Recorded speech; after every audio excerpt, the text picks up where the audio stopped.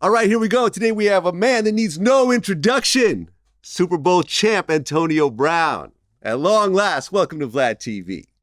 Finally made it. Finally made it. Took a while. Took a few tries. But we're finally here. We're going to do it right this time. So it's your first time here. I want to start in the very beginning.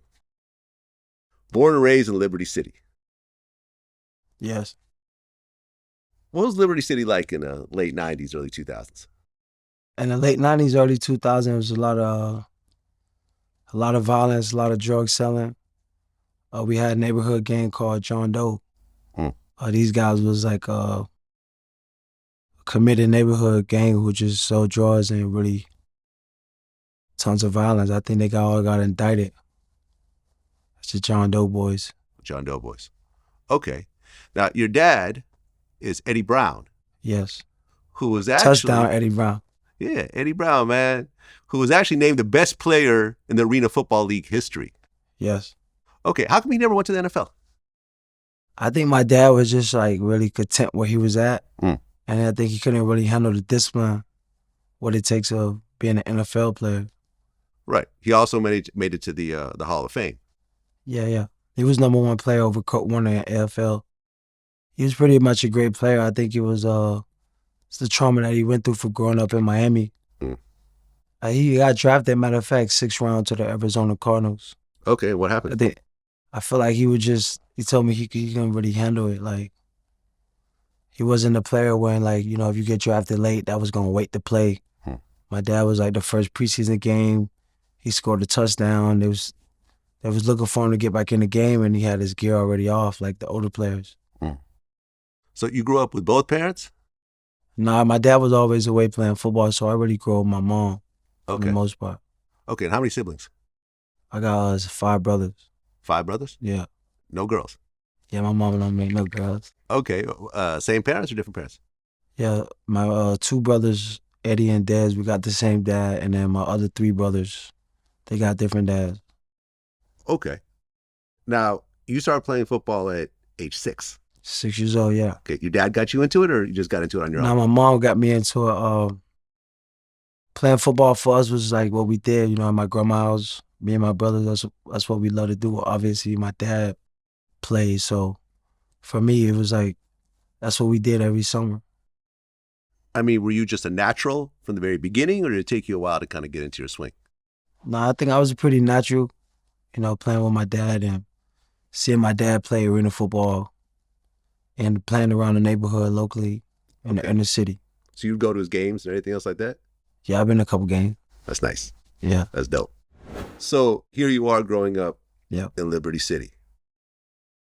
Now, you talked about when you were 7 years old, you came home, I think, or you were out somewhere and you saw 20 guns on a pool table.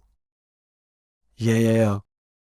So, you know, in the neighborhood I stayed in, John Doe didn't really allow anyone else, if you saw any drugs, you know, those guys was coming to your house or really shutting down your shop. So I think my uncle Keonis King, he really, you know, got me into football too. You know, he was a player. Miami High. I guess my uncle used to sell weed, and like, I think they tried to tell my uncle that he had to shut it down. So coming home from football practice as a kid, you know, I just was growing up in an environment where those types of things are, you know, you was witnessing as a kid. Well, your same uncle, Keonis King, he's in a wheelchair. Yeah. How did he end up in that wheelchair? My uncle got shot up. Damn. You know the situation around it? I mean, he was, you know, there was some of the situation he was in. I think he had got into an altercation with a guy over a girl. He shot the guy, you know, just normal Liberty City. Normal things in Liberty City. I don't even know, you know, he's still alive. Like, someone stood over and shot him. My uncle was like, he's really strong. Well, you yourself, you got grazed by a bullet. How you know that? I do my research. I'm right though, right? You're right. Well, how old were you? It's right before I went to college, Central Michigan. Oh, so you were in high school? No, it was a little after high school. I graduated, okay. Next year. Tell me about that situation. Well, usually in Miami and Liberty City, you know, local parties, you get shot up a lot. You know what I mean? That just was a known thing in Liberty City. When parties happen, they usually end with getting shot up. And I think I was in the car leaving the party. in the midst of it, shot up and just got grazed Where'd you get grazed? on my ear. Oh, so you almost got your head blown off.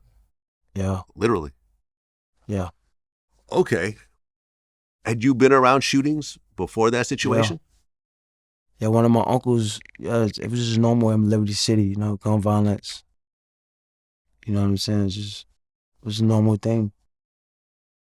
But that was the first time you actually felt a bullet hit you on any level. Yeah. Did that change you as a person? I think it matured me as a person, just knowing that, you know, I can't make myself be a part of these environments. You know, I can't hang out with the wrong crowds and put myself in a bad predicament. You know, I was a kid who had just got out of FIU college.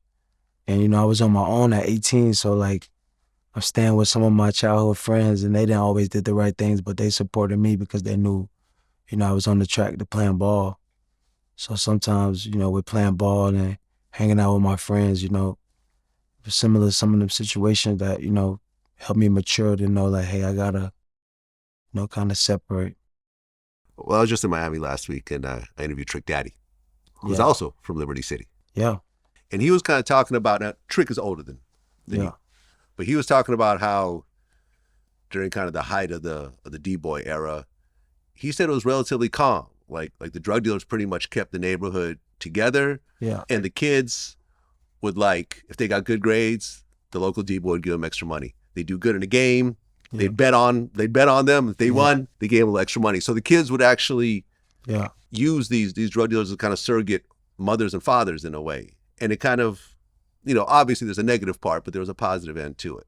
I mean, knowing that you were with this kind of intense athletic ability, were the D-boys kind of looking out for you and protecting you from some of the bullshit that was happening? Yeah. I mean, we had you know, Trav and Bubba, some of the guys was running the John Doe game. You know, they always came through, supported, you know, us locally with playing football. Trick Daddy used to come to the games at Gwen Cherry. Mm-hmm. So we always had, you know, the local drug dealers wasn't looked upon us as some bad role model. To us, there was the guys in the neighborhood that was, you know, taking care of families that really didn't had it and giving us the hope, because that was the only way we saw, like, real money or success. You yourself, did you ever get caught up in the streets, or were you always like sports? Yeah, I was always sport. You know, I just had a bunch of friends who was knuckleheads, and, you know, if you have the wrong people around you, they do the wrong things and you get associated. But for the most part, man, I played for Gwen Cherry since I played Norwest Boys Clubs when I was 6. And from like 7 to 14, I played at Gwen Cherry. So for me, it was all ball. Okay, so you went to Miami Norland High School. Yes. And you played both football and track. Yes. You were a 2-time Class 6A All-State selection, named the North Athlete of the Year in 2005. Yeah, I am. You were a big deal in high school. But your grades were messed up. Yes. Did you realize that, like, yo, listen, if I don't get my grades up, my sports dreams are going to get derailed? I didn't think, you know, for me, it was my upbringing. You know, I don't think I was bad at the grades. You know, I was the starting quarterback of the school. It's just, you know, growing up, I used to stay over here, my mom over here, my uncle over here. So, you know, it was just getting to school on time and being consistent with the little things. It wasn't the work. You know, it was just being on time and doing the little things as a kid that you rely on adults. So that was kind of what made me adult early, being to take a responsibility for myself. Well, right, because you applied to Florida State. Yeah. They wanted you. How you know Jimbo Fisher was trying to get me in? But because of the grades. Yeah. Because your career, I feel, would have been a little bit different if you went to Florida State, because that's a huge football school. And, you know what I'm saying? No. You would have been on the fast track, I think. No? You don't think so? I feel like it was the best thing that happened to go to, you know, Central Michigan.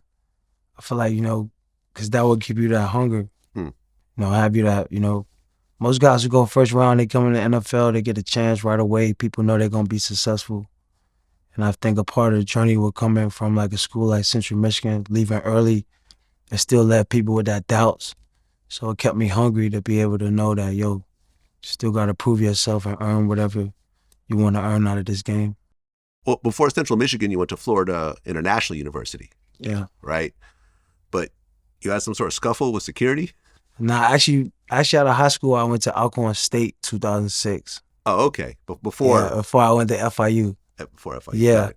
So I went to Alcorn State. I got a scholarship from a guy, Mike McKenzie. I played receiver in the All-Star game.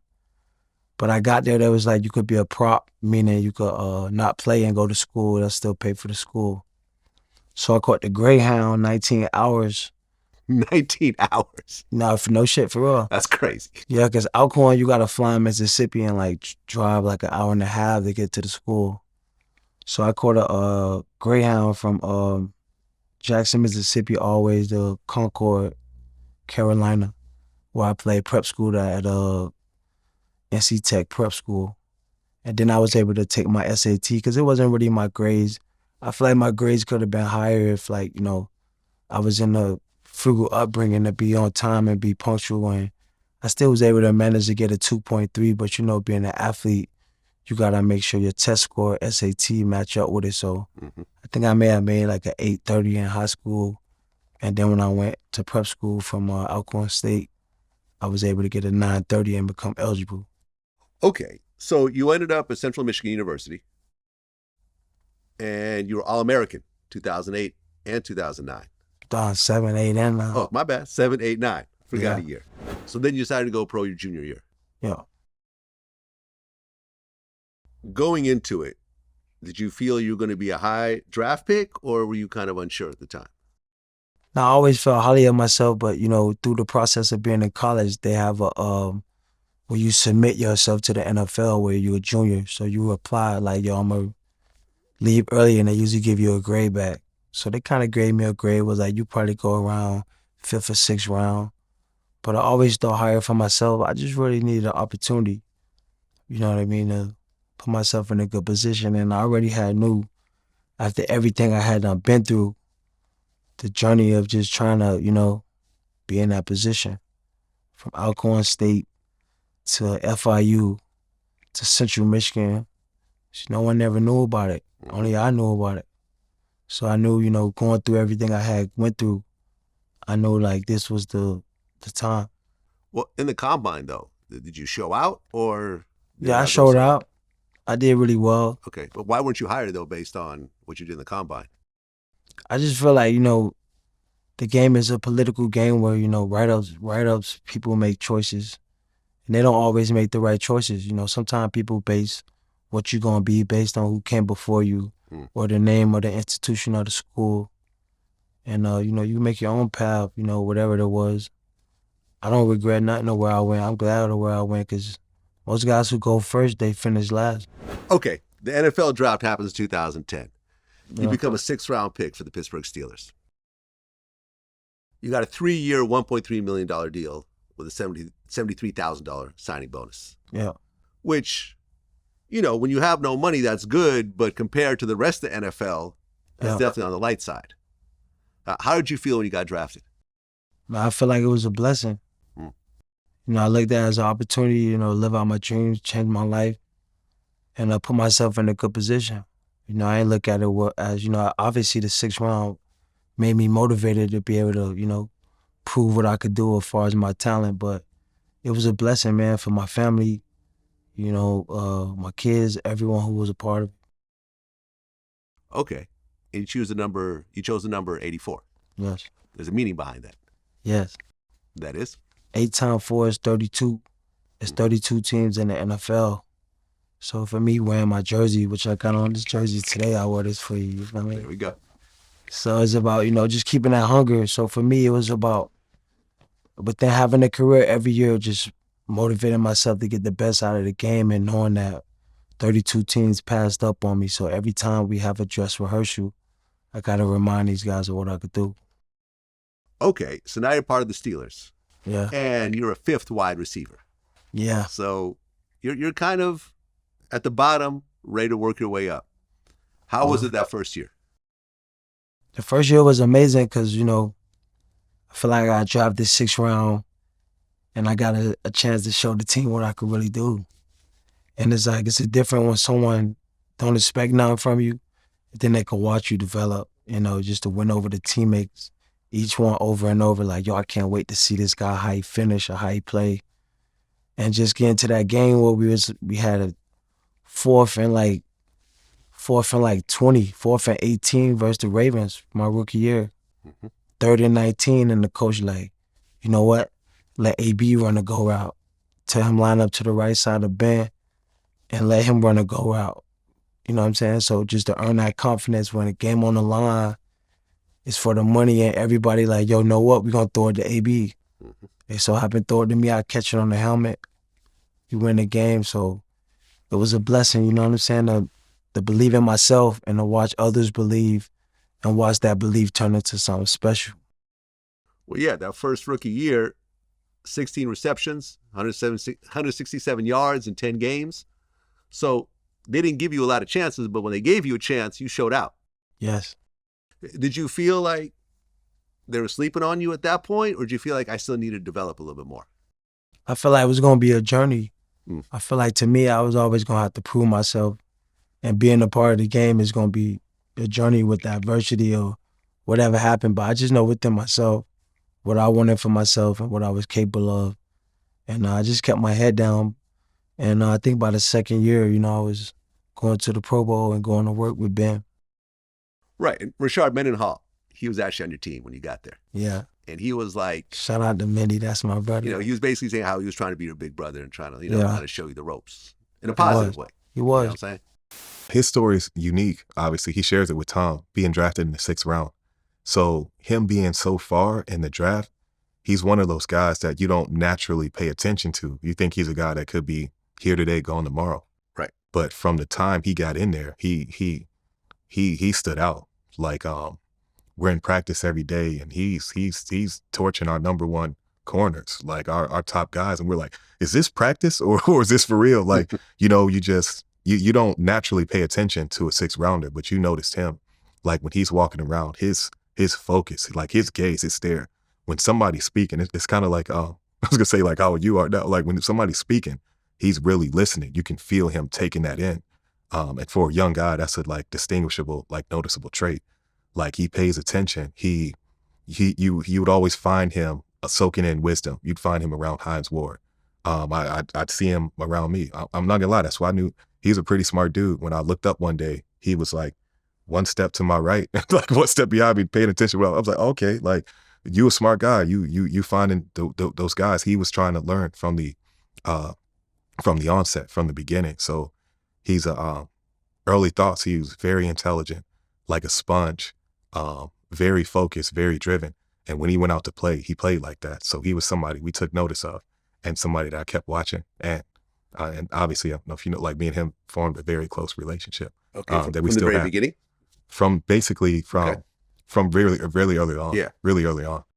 He was, man. Rashard Mendenhall was always a good leader for me. Always a player that you could look to and was having fun with the game. Always have a intuitive perspective regardless of whatever was going on. So every time me and Mendenhall play, it was like we have a little celebration we did every game. Okay, so you join the Steelers and they go to Super Bowl 45. Yeah. How did it feel? I mean, you just got there and you're going to the biggest game. I just feel like, you know, I was in the right place, doing the right things at the right time with the right people. You know, championship culture like the Steelers. One of my receiver coaches, Zach Azani, he coaching the NFL now, but, you know, he always used Hines Ward as an example of, like, in the Steelers of, like, a good organization that was championship culture, that played the receiver position right. So for me, it was like, my coach always said the Steelers, their receiver, and it was like, yo, nah, I was going. So for me, I took it as a responsibility, an opportunity, like, my coach, this is what he'll want me to do, set good standards. Well, you guys end up losing to the Packers. Yeah. How hard was that? I mean, you were right there. You were right there, almost got a ring. And To me, as a rookie, you know, you don't understand the magnitude of it. You just think, I play with the Steelers, they're going to go to the Super Bowl every year. Every year. You know what I'm saying? We be right back. But I just remember the confetti coming down and just staring at Hines Ward, you know what I'm saying? And just knowing like, yo, it was almost that close. Just living in that moment of like, damn, what it'd be like to be on the other side of it. And I think that's what made me hungry as a player, to know that, you know, we was just that close. Mm-hmm. especially from jump. Yeah, just from the starter. Well, that second year, you became the first player in NFL history to have more than 1,000 yards receiving and returning in the same year. Yeah. So you're becoming a beast at this point. You're like, all right, I may be sixth round, but look what I'm doing right now. No, I always was a beast. I just think once you know what you're capable of within yourself, it's just letting the timing reveal itself and trusting the process of God or everything on the fold. Mm-hmm. So I think the people I practice with, you know, the guys who I work with every day on an everyday basis probably knew what I was headed towards. But, you know, it's a part of the, you know, life is a part of how you handle adversity, you know, how you handle the traumas and how you respond from, you know what I mean, reality versus perspective, and being, you know, mentally, physically, emotionally in a good space. So for me, you know, to be able to, you know, I told you I just got shot before I went to college. No one ever knew. You know, I just had the best college career to just be drafted in the NFL early. So for me, you know, I was already like I already won. So I just had to, you know, keep my head down and get through the low adversities and just continue to see my vision. Well, 2012, after signing what was essentially a minimum deal as a rookie, you signed a 5-year, $43 million extension with a $9 million signing bonus. Yeah. And this is the first time you're getting to see real, serious money. Yeah. How did it feel to sign that contract? I mean, it felt amazing anytime you get a contract after 2 years of only playing. You know, I just got drafted 2010. So I paid 2010, 2011. So that showed me what I really mean to the team and the responsibility of the organization to be able to get a $42 million deal after only playing 2 years. Mm-hmm. So for me, it never was about the money because, you know, NFL, you know, it come with money.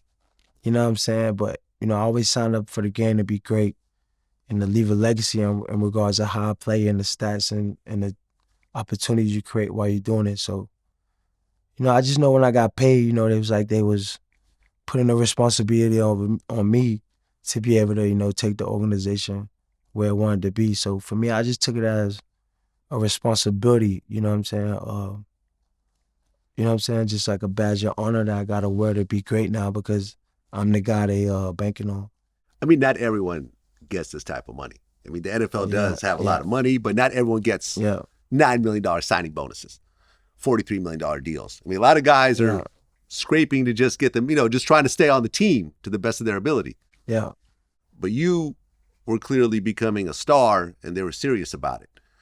When you first got that big check, what are some of the things that you bought? Because finally now you got a big bag. Yeah, I just bought a couple houses, real estate.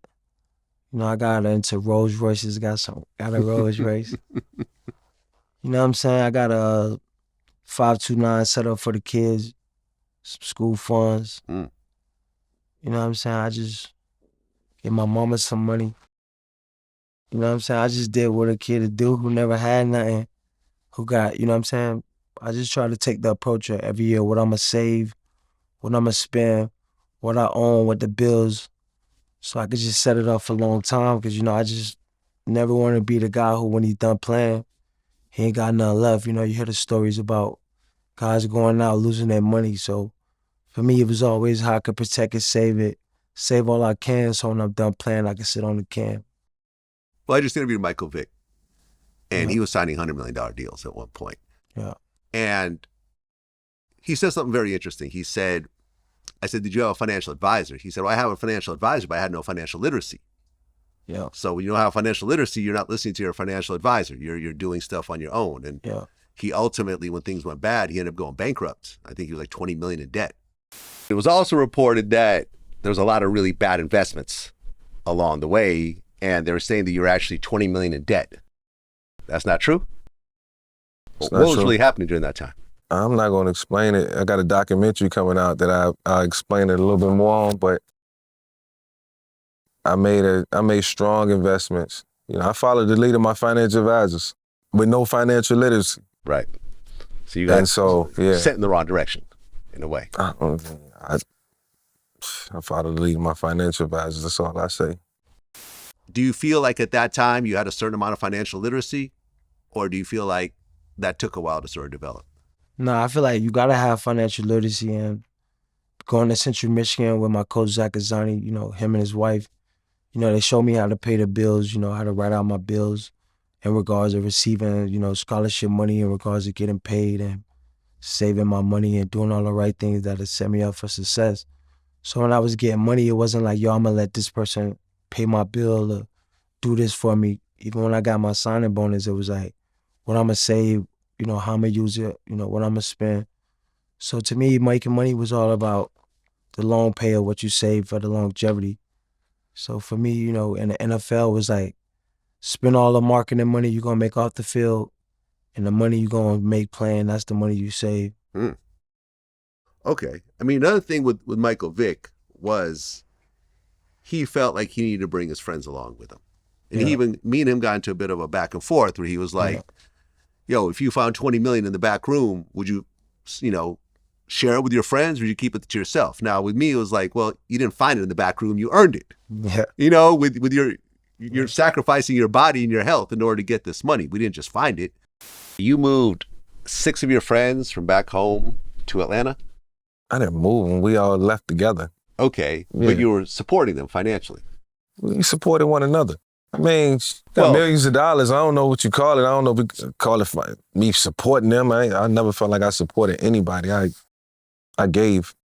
I gave. I was a real, genuine person with my money, and I had enough of it. And we all struggled together. We fought together. We laughed together. We cried together. We lost friends together. We all, was a tight-knit group. And so we just tried to, be just like any other group of friends, close-knit, stick together. I mean, is this sort of a Newport News thing? Because Allen Iverson kind of had the same thing going on. He would always have a big crew from back home with him. Man. You got a crew. But I don't financially support him though. Back you 20 years old, it might have been different. You had a couple $1 million. You might look at it different. You know what I'm saying? You and your boys, y'all had a lick. It's like walking in that back room and you broke and you find $20 million and you found it. They was outside. You ain't gonna give them nothing.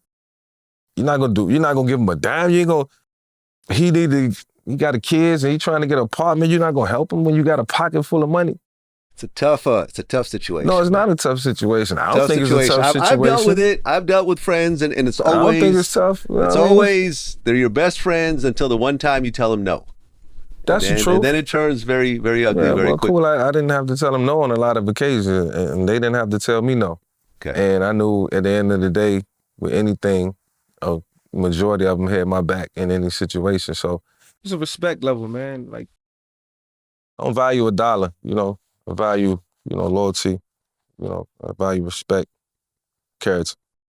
Did you have friends around that you were like financially supporting and keeping around, or was it like, nah, like this is a new chapter? Most of my friends who I grew up with, they were pretty much not in a really familiar position. Most of the guys either passed away or probably doing long sentences. So for me, my friends is more so like, they seen me go through the process of what everything I had been through and to be where I'm at. So to them, it's like, it's another level of happiness because they know where they at, to see me, overcome those hurdles and put myself in a good position. That's like their happiness. It's like they don't, what I'm saying? It's not a physical they could get from just that, knowing that, we overcame that and I put myself in a better position. So like, I'm like hope to them. But sometimes things just don't go well. So for example, I interviewed Trick Daddy. Yeah. Right. We talked about an incident in Liberty City. Yeah. Where he said when he got his first $1 million check, he had him cut it up and everyone who helped him out got $20,000, $30,000, anything else like that. And he came back and one of the people he helped out told him, you can't come by here anymore. You're not welcome here. You can't come on this basketball court. He said he got so hurt that he went and got his pistol and went up to that dude and pulled the pistol out and said, your daddy got shot by someone that came back and killed him. Your brother got shot by someone that came back and killed him. I'm going to shoot you and I'm going to call your grandmother. And he was like, Trick was like crying as he's telling me the story because he was so hurt because these are the people from his neighborhood that he helped out, and now they're telling him he can't come back here. Did you have any of that sort of hatred and jealousy and everything else like that in Liberty City? Not really, because, you know, I really grew up with the guys that I'm from with Liberty City. You know, I played at the Grand Cherry, and, you know, I never was in the streets. You know, I never was selling drugs or doing nothing. You know, most of my friends, they had to play ball or they did the wrong things while not playing ball. So I didn't really have to differentiate those type of people or deal with those dealings. But I grew up with my uncle, so I seen those dealings, you know what I'm saying, but it wasn't mine. You know what I'm saying? I seen, growing up in Liberty City, a lot of people in those circumstances. But for me, you know, football was my outlet, so I didn't have to deal with those things. You know, I took my energy to that. You know, I seen the happiness it brought to not only me, but my family, my brothers. So, you know, I know my dad could do it. So I took it as an opportunity for me, you know what I mean, to use what I could do to be able to not put myself in that situation. Well, that year in 2012, after you signed that big deal, yeah, there was a rumor that you got into it with your coach, and you said, "I'm the franchise." Is that true? I always get into it with the coach, but that's a part of, you know what I'm saying, being a football player. You know what I'm saying? Not get into it physical, but, you know, the coach is there to bring out the best in the players. And usually when I'm having a big game, you know, I always like to feel full confidence. So I usually go to Kevin Kerber, the GM, you know, in front of the locker room and just ask him in front of everybody, like, out loud. Like, yo, am I the franchise player or what? And, you know, sometimes, you know, he give me that confidence. He'll be like, he'll shake his head, you know. Okay. And 2012, that was the first year you got to the Pro Bowl. Yeah. No, 2011, my first 2011. Okay, so this is the second year. Yeah. So 2 years in a row, you're in the Pro Bowl. Yeah. So you're just hitting the ground running. Yeah, now I'm in an opportunity where I could, you know, perfect my craft and make my dreams come to life. You know, I went from 5th receiver to, like, no doubt I'm the number 1. Right. So, right. You had to work your way up from 5 up to the starter. Exactly. Right. Well, you got Hines there, you know. Yeah, I had to move him out the way. You know, Hines a good player, but, you know, good players move on. Right. And I used to sit right next to him in the meetings too. He was like, that's the guy I sat next to, watch everything he did. And he kind of used to tell me, like, hey, man, I'm going to get these last few catches and get out your way. Okay. Well, 2013, you became the only receiver in NFL history to get 5 receptions and at least 50 yards in every single game of the NFL season. Yeah. You led the league in receiving. Yeah. In 2014 and 2017. Yeah. So you're becoming a monster. I was already a monster. It just, they started to see they're recognizing you as the monster that you are. They put me on display now. They investing into the monster. Right. You know what I'm saying? They putting more channels into the monster. Now I'm taking them to the movie theaters, Vlad. Like, I'm showing them plays they never seen. I'm doing flips. I'm putting up crazy numbers. I'm like a walking movie theater. They can't stop me. Right. In 2014, you're named AP All-Pro team for the first time. My son was born to autonomy. He's freaky too. Yeah. Okay. 2015, I led the NFL. Yeah. My son Ali was born. You had how many kids by that point? I think I had like about 3 or 4. 3 or 4. I feel like every time it was a big year for me. You had another kid. Yeah. You were celebrating. Yeah. Okay. In 2014, you got into it with the Browns, Spencer Lanning. You end up kicking him in the face? Nah, it was just a football play. Okay. It was just I tried to jump over him. Yeah, it wasn't. It wasn't on purpose. Yeah. Because you got fined for it, though. Yeah, I got fined. But then you apologized after. Nah, I tried to apologize to him after the game, but like he's one of Spencer's like, yo, you already apologize. It was just a football play. Okay. Yeah, it wasn't like nothing crazy. Okay. Then in 2015, Pro Bowl again. Second time, you're on the first team All-Pro. And actually, you got ranked the 4th best player in the NFL. Yeah. I mean, considering how many incredible players in the whole league, the 4th best in the NFL. I'm number 1, though. They got it wrong. They got it wrong. They are mixing me up. They're mixing you up. But, I mean, that must have, you know, got your head a little bit like, yo, I'm the shit out here. I told you I was already this shit from college. I came out early, Central Michigan receiver. They never had that. I had 100 catches every year in college, 1,000+ yards. So for me, it's like, you know, you got already know who you is. So when success happened, it's just like you already dreamed about it. You already thought about it. So even when these things was happening, it was like, I kind of already believed, I kind of already made it my goal and prayed and thought about it to put myself in that position. So, when these things would happen, I just was knowing this was to come to be shown. Well, 2016, they started hitting you with a bunch of fines. You wore baby blue cleats. Yeah. They fined you for. You danced after a touchdown. Yeah. They fined you for. Yeah.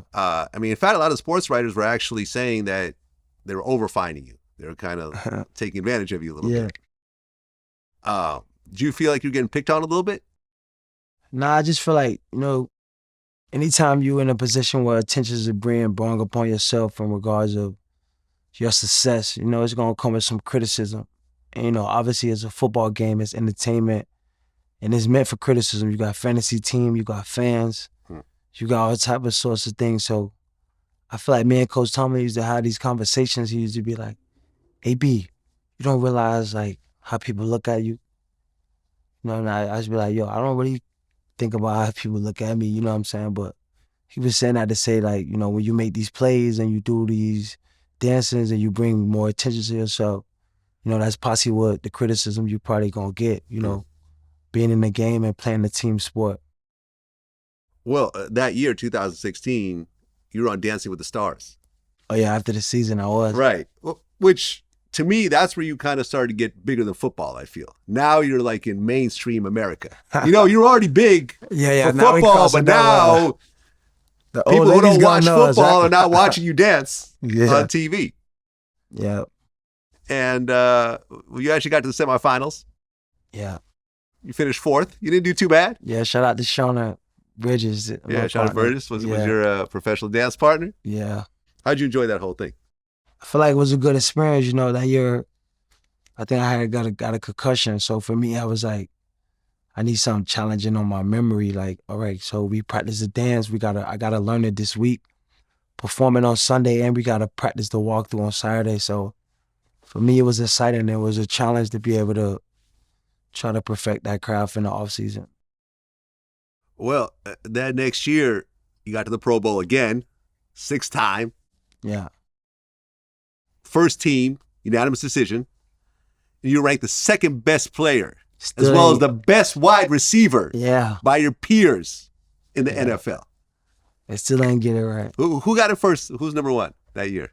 It should have been me. I know it should have been you, but who was it? Do you remember? I don't even remember 2nd place. Not important. Not important.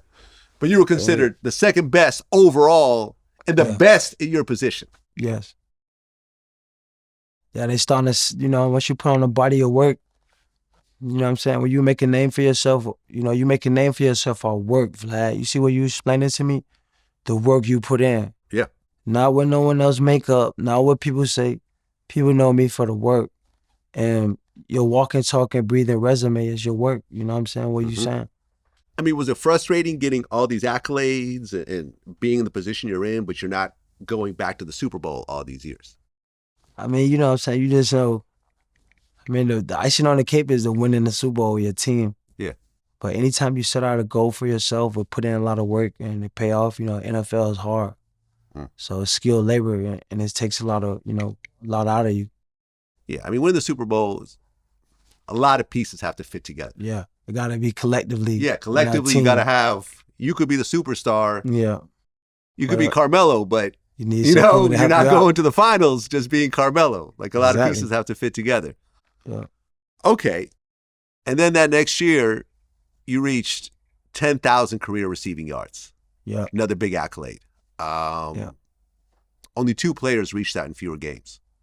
Yes. So you're now going in the history books. Yeah, I'm stacking up the archives. Stacking up the stats. Yeah. You were in Drake's God's Plan video? Yeah, shout out to Drake. He let me do a cameo right in Miami. Yeah, that's I think his biggest song ever. Yeah, he told me it was going to be the biggest one ever too. Shout out to Drake for taking me to the movie theaters in 2017. That was a blessing. Okay. But then some drama kind of started around this time. There was a situation where you tossed some furniture out of your 14-story apartment and it almost hit someone and they end up suing you and everything else like that? Was it just an argument you were having? No, one time I was in my room, at the Aquilina. It was this nice spot in Miami. And they kind of broke into my room and took some cash out my room. And it's like we was calling security, they know I stayed there. They kind of wasn't giving us no remorse.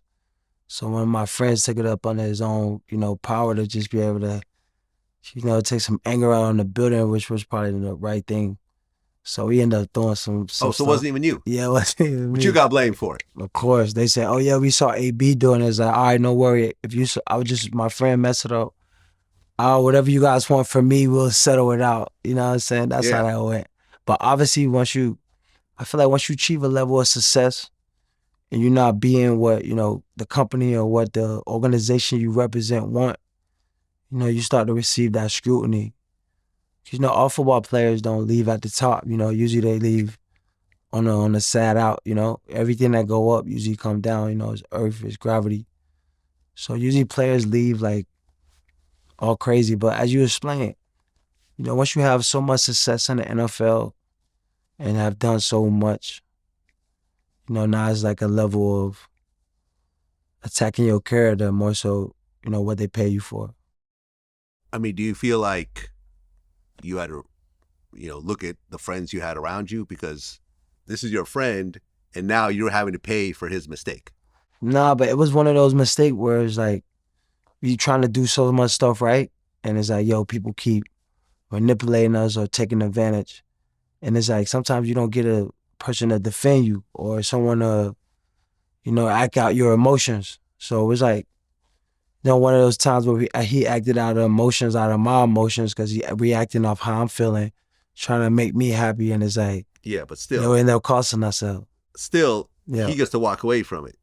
You're the one that makes headlines, and you get sued, and suddenly this, I'm not saying this directly affects your career, but it's part of the big picture of your career. And, a lot of times these teams, they use situations like that to pay you less. I know, what I'm saying? They can't never confuse with work. We are human people. We are made of emotion, physical, many emotion. Right. And as a black athlete, I deal with a lot of things that people may not understand. And I tell you where I'm from. So when my friends see me get taken advantage of, and they being from Liberty City, it's like, it's their opportunity to show their loyalty to me in regards of they gotta do something. So I'm just glad he just tossed a little furniture, no one got hurt. He didn't attack no one to do something that we usually do from being from where we from. So it was maturity, but it also taught me, like, any little minute thing that's gonna make it a big thing on my name and try to, marginalize or manipulate my position. Well, it seems like that year, you and Big Ben kind of started having some tension. At one point, you called Ben a racist. And when I interviewed, I just want to say this. When I interviewed Rashard Mendenhall, and I brought this up, he didn't deny it. He said, I call him a racist? No. I asked Rashard if Big Ben was a racist. He said he didn't deny he was a racist. He wouldn't flat out say he's a racist, but he also didn't say he wasn't a racist. You asked me if I experienced placism and levels like this that can feel like the R word? Hell yeah. Hell yes. Now I think Ben's a racist. Ben used to have black girlfriends, used to wear a fishbowl chain. Nah, for real. That doesn't make him racist. Hines Ward telling me these stories. When Ben was first coming in the NFL. I just feel like Ben's a great quarterback who really experienced a lot of adversity, throughout his career in regards to what he went through personally. And I think that shaped him on how he dealt with his teammates. And, you can't, when people go through trauma and adversity, it really changes them, how they deal with people. And anytime you're in a position of leadership as a Big Ben, others looking for leaders to give them fulfillment, or make them feel a certain way.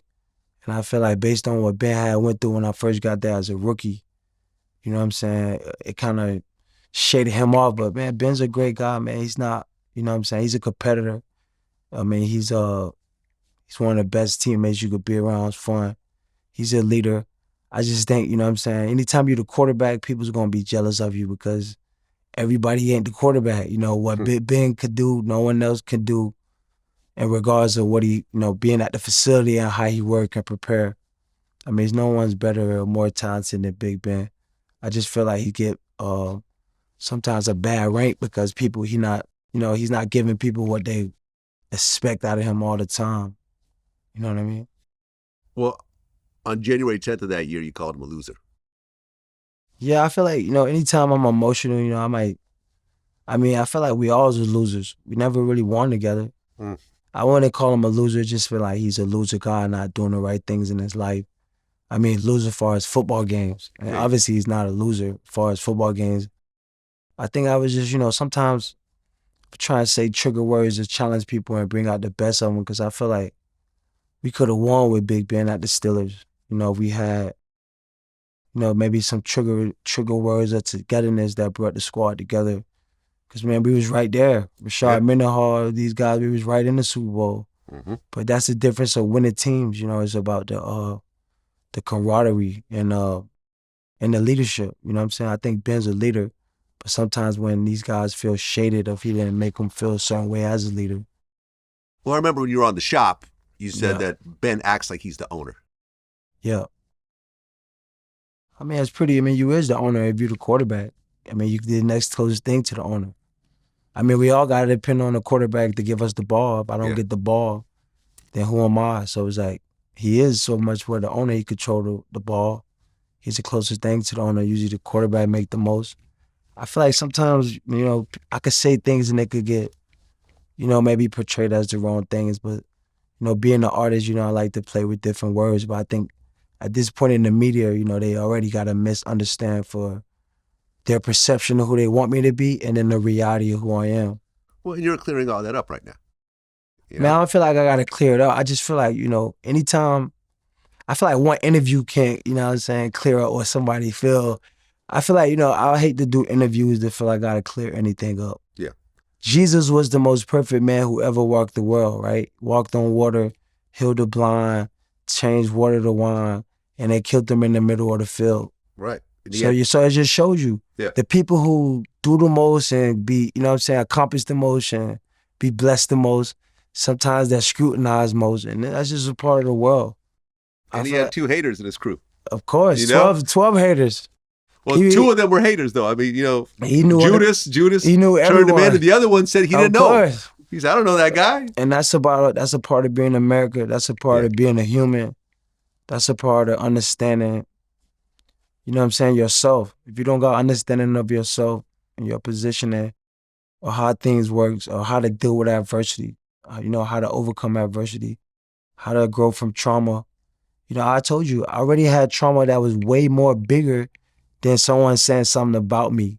I'm from Liberty City where my friends died, went to prison, where I almost could have lost my life. You know what I'm saying? Football saved my life. So when we talking about real life, that's the real life. Life of football player, that's just the, what I did. That's not really who I am. You know what I'm saying? That was just got me by from the trauma of growing up in Liberty City. The football field was a place where I took that trauma of living in that adverse situation and being able to go to the field to get away from that. So, with the football being my safe haven, no one could never put no smut on my rep or say anything about me in the field because the field would save me. Well, you guys got into it a little bit, you and Ben.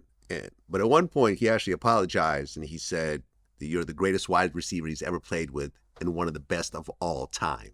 Yeah. He also said he tried calling you, but you never responded. Yeah, sometimes, I love Ben, I feel like I was so hurt at that point, I'd probably just blocked his number. But, man, I had, I made a life, changing my life as a player, coming to my own with Big Ben. And, the first time I ever hit the starting lineup, Big Ben told Bruce Arians, like, yo, I need AB at the X.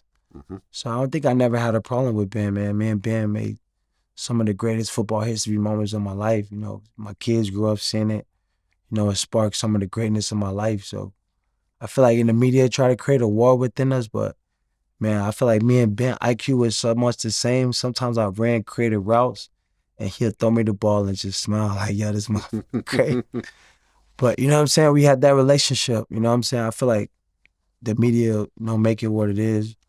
But man, I got nothing but love and joy for being, you know, the times and experience of what we've been through and what we accomplished. Have you guys spoken recently at all? Nah, we haven't spoken in a while. Why not? I feel like that's how it is, the game of football players, you know. It's like we all part of something special on a team, but we all got our own individual team in our mind of what we're going through. I feel like, and stuff happens so fast and so much emotions be involved, and it's like, you know, sometimes you don't get to say what you felt or what you meant in the moment, and it's like, you know, this is a part of being a human. You know, it's a part of being a person. Well, that next year, 2019, you were on the cover of Madden. Yeah. And you were the first player to appear with no helmet. Yeah. Were you playing Madden as a kid? For sure, every time. How did it feel to hold that video game cover of the game that you grew up playing, and now you're on the cover of the biggest football video game on the planet with no helmet on?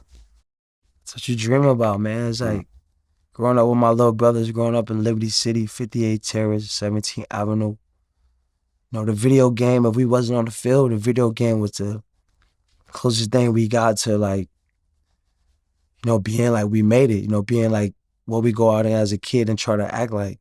So to be able to transition to be like, you know, loving the game, playing the game so much, to be like, yo, I'm on the cover. You know, that's when you know, like, your hard work and your vision is coming to pass, of, you know, what you dream for as a kid. How big of a check was it to be on the cover of Madden? It was like $500K. That's it? That's it. Seems kind of light, don't you think? I guess there's the prestige of it. Yeah. I mean, they think about how much that video game makes. Yeah, they probably makes $1 billion every They time it definitely drops. taking you out the game, but I just think the opportunity is just to, you know, be that one player. You know, there's so many players in the NFL and they just pick one. Mm-hmm. So for me, you know, it wasn't about the money. You know, Nike also got me a tour bus that year to make some more money. We're going around doing some 707s with kids. So for me, it was just like a kid being able to, you know, live out your dream. Well, that same year, Yeah. the Steelers general manager, Kevin Colbert, he made a comment. He said, there's Big Ben and 52 kids. Yeah. You were kind of offended by that? I mean, was that, I feel like it's almost like a racist kind of statement in a way. No, I feel like sometimes things could always be taken out of context of racism. He meant it as like, you know, Ben's the oldest guy who's been here for almost 20 years. Mm-hmm. So most of these guys that he's around are damn near like kids, which they are, because like, yo, you come into the NFL, you see Big Ben, he played with Troy Polamalu. Imagine, the Steelers is a prestigious organization. Yeah. So like, you know, I done seen players come on the team and look at Ben like a grown man, linebacker, 230 pounds, looking at Ben foaming out the mouth because he's fanned out. So it's like he's turning into a kid. So I feel like at that time when the Steelers was, so much stuff was happening, everything was just coming out and changing to be negative. And you know, when the media spins something negative, it's like you could play on it either way you want. Well, but you requested a trade that same year. So, sometime around that statement. So did that? No, I feel like I was, you know, as a player, you eventually come time in your career where it's like you gotta do what's best for yourself or try to take your position in your own hand and try to accomplish what you want to accomplish out of your career. And to me, I just felt like, you know, with the Steelers, the direction we was going, I just felt like we never was gonna win. And at that time in 2018, I think I had like 15 touchdowns leading the NFL, 100-some catches, maybe like 1,300 yards. I think we had another younger receiver kid. And, you know, the NFL is all about, even the Steelers now, they got two receivers and they pat them against each other. I think they gave the kid the MVP over me, but, you know, I already had like 3 or 4 of them. So for me, in my mind, it's like the MVP is the most valuable player that, you know, go out there and put his soul on the line, heart on the line to be able to help the team win. So in my mind, you know, that's how I look at it. And those guys are looking at it as like we're trying to build up another player to try to be who I am. And in the midst of that, you know, I was just like, you know what I'm saying? We ain't gonna never win with this type of energy. So I'm gonna just request to test the market and do what's best for me. And, you know, I feel like at that time, you know, football was like, we didn't even make the playoffs. We lost the last game against the Broncos. So people was like, yo, that's the reason. And I was like, oh yeah, he said that. So it's like you know, when people see a pile of shit, it's like, it's just more shit to go on top. And then it's more confusing because you're not talking to people individually. You know, you're talking for a standpoint of a team. So individuals' attitudes really don't matter in the involvement of the team because usually it's what's important for the team. So I think in the midst of what I was, you know, once you're doing what's best for yourself, kind of in the selfish mentality. So anything I was seeing that was going to help me get to where I got to go, yeah, that's racist. Yeah, he said it. You know what I'm saying? I'm playing, I'm piggybacking, I'm riding the wave, you know what I'm saying? All right, because you end up getting traded to the Oakland Raiders, which is the jersey you're wearing right now. Yeah, I ended up getting what I wanted. You got $50 million yes. for 3 years. Yeah. What was the guarantee on that? I think it was like 36 guaranteed. Woohoo! 36 million guaranteed. Yeah. So I get more money after the deal. Right. And I just got another deal from the Steelers in 2017 for a 5-year for $75 million. So at this point, I'm eating greedy. My navel fell off. I got all kind of models on my list. I'm going viral, movie theaters. They knowing my name. They calling me handsome.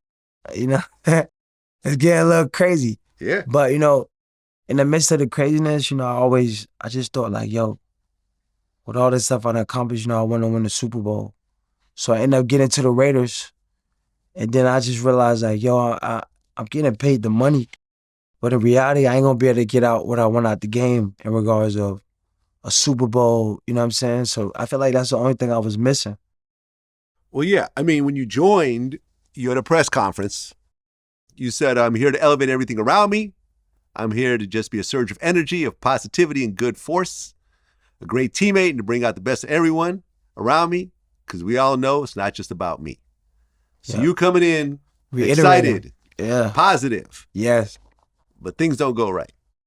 Yeah, I feel like things did go right. It just, I didn't feel that it was right for what I wanted out the game. And I feel like anytime you playing football as a football player, from being selfish and want you won out the game, you know, it ain't gonna go right. You know, I feel like over the course of a year coming into a season, I feel like you just gotta prepare your mind and body to just be healthy and just, you know, take what you want out the game and be grateful. Well, a bunch of stuff happens. You end up doing some cryotherapy and you end up getting frostbite on your feet. Yeah, but I feel like that ain't really affect now. Well, it said that you missed 10 out of 11 training camps. Yeah, but they had the real truth behind it. They had to blame. I did the second training camp. They was like, yo, AB, you can't wear the helmet you've been wearing for 10 years. Right, so it was the whole thing with the helmet. So I ended up going home. I ended up just catching a jet and just going back to Miami. Okay. So in order for them to cover up that I'm home, they got to say like, yo, his feet hurt. Like he's going to go get treatment. The reality, I was going back and forth with the NFL. I filed actually a grievance, but the NFL can't report this doing, you know what I'm saying, the madness of they got Hard Knocks, they waiting on me to be on camera, and it's like, you know what I'm saying? So it really was a grievance over my helmet. They didn't want me to wear my helmet that I've been wearing.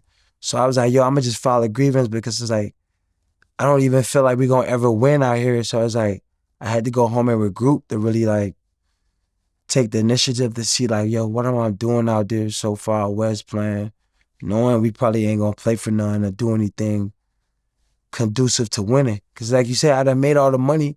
I done got all the stats. To me, it's like, yo, they done gave me more money to just go out west. I got more guaranteed from the deal I just left the Steelers. So it's like, I had to ask myself, you know, is money important about playing? Winning a Super Bowl important about playing? Or making stats? What was the problem with the helmet? Because yeah, they banned a certain type of helmet. So the old helmet you were wearing was now banned, and they had the new style helmet. You didn't want to wear the new style. Yeah, I'm like, yo, what does was it the matter? problem with the new helmet? What does it matter that the new helmet is actually bigger, and it was not lighter to let me be able to. I gotta run 21 miles an hour tracking the ball, so I don't want to put a heavier helmet on my head that I never. You know what I'm saying? I already been playing with this. I'm already comfortable for 10 years playing with this helmet. So to me, it was like a back and forth with the helmet. So I was like, yo, man, I'm preparing for a season. And I'm talking about a helmet about, you know, the last thing I need to be worried about is my equipment when I'm trying to, you know what I'm saying? So to me, I just I took all that in. It was like, you know what, Mark Davis, man, you guys been nothing but first class with me, man. Like, I know I'm due for $30 million on Monday. We got a Monday night versus the Broncos. I'm like, hey, man, I don't even want to be a Raider. Out of respect for you, you can save your money, man. Just, you let me go. And he did it. Right. Well, because you missed a couple practices. They fined you $54,000. You posted the letter on Instagram with the fines, which upset them as well. But then there was a situation with the general manager, Mike Mayock, where they say you called him a cracker. No, I feel like, you know what I'm saying, usually during practice sometimes, I just get the utmost energy. And I feel like anytime you're in the utmost confidence, you running around high mileage, they got GPS trackers. You know, I get excited, sometimes make the coach or somebody uncomfortable, you know what I'm saying? It's a football field. Obviously in the football field, you can say some stuff you can't say in the real world. You know what I'm saying? But I never talk to him as a degrading. You know, we having a man-to-man conversation on some competitor. Mike Mayock used to play football. He was, I think, a safety. And it's just competitive talk, you know, in the football field. You know what I'm saying? Like, if I call you a bitch-ass nigga in the football field, that just means I'm trying to get your, you know, I'm trying to be competitive and compete with you. That don't mean I really feel like you a bitch-ass nigga. You know what I'm saying? That just means I'm trying to snack a nerve in you to compete. You know what I'm saying? And try to be a competitor. It's not like I'm deteriorating you to start a war. Like, we're not in the streets, you know what I'm saying? But there's cameras and microphones everywhere. No, but it's like our teammates, you know what I'm saying? It's not, I don't think I said it. I just feel like. Did you call him a cracker? Yeah, I did call him a cracker. All right. But it wasn't like, yo, you bitch ass cracker. It was like, yo, come on, cracker. We need to get this shit going over here in the Raiders. You know what I'm saying? It was like on some cool shit. Like, right. Cause I know some guys, some crackers say niggas sometimes. Like, I got some crackers who just say niggas like it's normal. But sometimes it's really? Like, I don't do that shit. Nah, but like, I know some like dudes like Paul Wall, like dudes who grew up in the hood. Paul Wall use the N-word. Paul Wall do use the N-word. I've never heard Paul Wall use the N-word. Yo, pull up the video of Paul Wall use the N-word. That's my nigga. You know, you got white niggas, you got black crackers, there's some multi-gang crackers, you got saltine crackers. It's different types of niggas, you know? It's just all humans. You got different forms of dogs. You know, it's all one race, but it's different types. Okay. You know what I'm saying? It ain't mean to make nobody. It's like some entertainment shit. Well, you guys got into it, and you never got into it. He's the general manager. Right. Didn't you end up like punting the football and said, "Find me for that"? No, man. The people just make up. So that's all made up. Yeah. Okay. My bad. It's just a normal practice of being a competitor, competing, and I just run by Mike Mayock, say some fired up shit to get him fired up. You know what I'm saying? It wasn't like, I feel like anytime a player's making the news, they gotta, you know, it's perception and reality. You know what I'm saying? And sometimes as a human being, you could get your perception confused with your reality. You know what I'm saying? It's entertainment. People sell newspaper. They not got a code of ethics, a newspaper that say, hey, yo, you can't make this guy look like this. It's like, shit, whatever make money, they getting it all. So there's no code of ethics. And football is an entertainment. Anytime you got a player that's doing what he want in regards to getting new contracts and breaking barriers that players may never get to do in their life. You know what I'm saying? The NFL don't want that. It's not good for business. At the end of the day, it's an NFL, it's a business. You know what I'm saying? Well, right around that time, you were going for a catch, and Vontae's perfect. Yeah. Hit you with a dirty hit. Yeah, but man, people always like to listen. Well, he got suspended for the rest of the season. No, matter of fact, it was a playoff game hit. It actually took us to the championship division round versus the Denver Broncos. Yeah. And it actually helped us win the game because they was winning the game. I got hit, it got us 15 yards, and then one of the other teammates, Pat-Man, Dumb Jones, came on the field, pushed one of the coaches. We ended up kicking the field goal and win. So I feel like anytime you're a good player, somebody always, like, look, if you play football, two things gonna happen. You're gonna get your ass kicked and you're gonna get hit. Ain't no avoiding it. But the thing with me, I usually do the most ass kicking and I usually get hit the less. If I played the game 12 years and you're talking about one hit, that's pretty good. Anytime someone get hit, look, I get hit. If you hit me and knock me out, you going viral. You might get the best girl. You might get paid. They gonna know you more. Listen, I get hit, they do all the replay. Yo, I get up on my own, walk off the field. I leave the field on my own too. It's not like I just slept in the field. Like, you see me get in the ambulance truck? No. You see me get on the stretcher? No, you just see they had me falling and making it look like I was crazy. Yo, I got up on my own too, left the game. So I feel like everyone, anytime someone try to make you out to be like, yo, it's a football game, you gonna get hit. You know what I'm saying? If that's the only hit you could bring up of me getting hit, I mean, I'm a nice player. I mean, I did more ass kicking than I got hit. Yeah. That's the name of the game. Well, you end up having, after the whole incident with the general manager, you guys had a team meeting, you made an apology.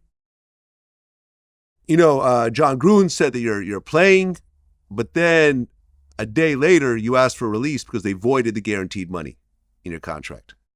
Yeah, I feel like they was trying to, it's like, yo, if me and you were signed to agreement, that's what we got. Yeah. I just feel like at this point, so much stuff that went on in the media, it's like they were trying to get me to work on the contingency that was really not workable. It's like, hey, man, we got you $30 million guaranteed, but it's like, hey, it ain't gonna be guaranteed no more if you come later. So I'm like, hey, man, Mark Davis is cool. And we gonna work with these ramifications, man. You could just keep the 30 and just let me go. Okay. So, and that's what he did. They let you go. Yes. And then you signed to the New England Patriots. Yes. A lot of people felt like you kind of orchestrated this. Did you? Nah. Nah. Because I remember there was memes, you know, where it was like the Patriots coach was like, call McCracken and we'll meet you on the private jet as soon as you walk off. Like, remember what I'm talking about? I saw that. That was real entertaining, but it was comedy.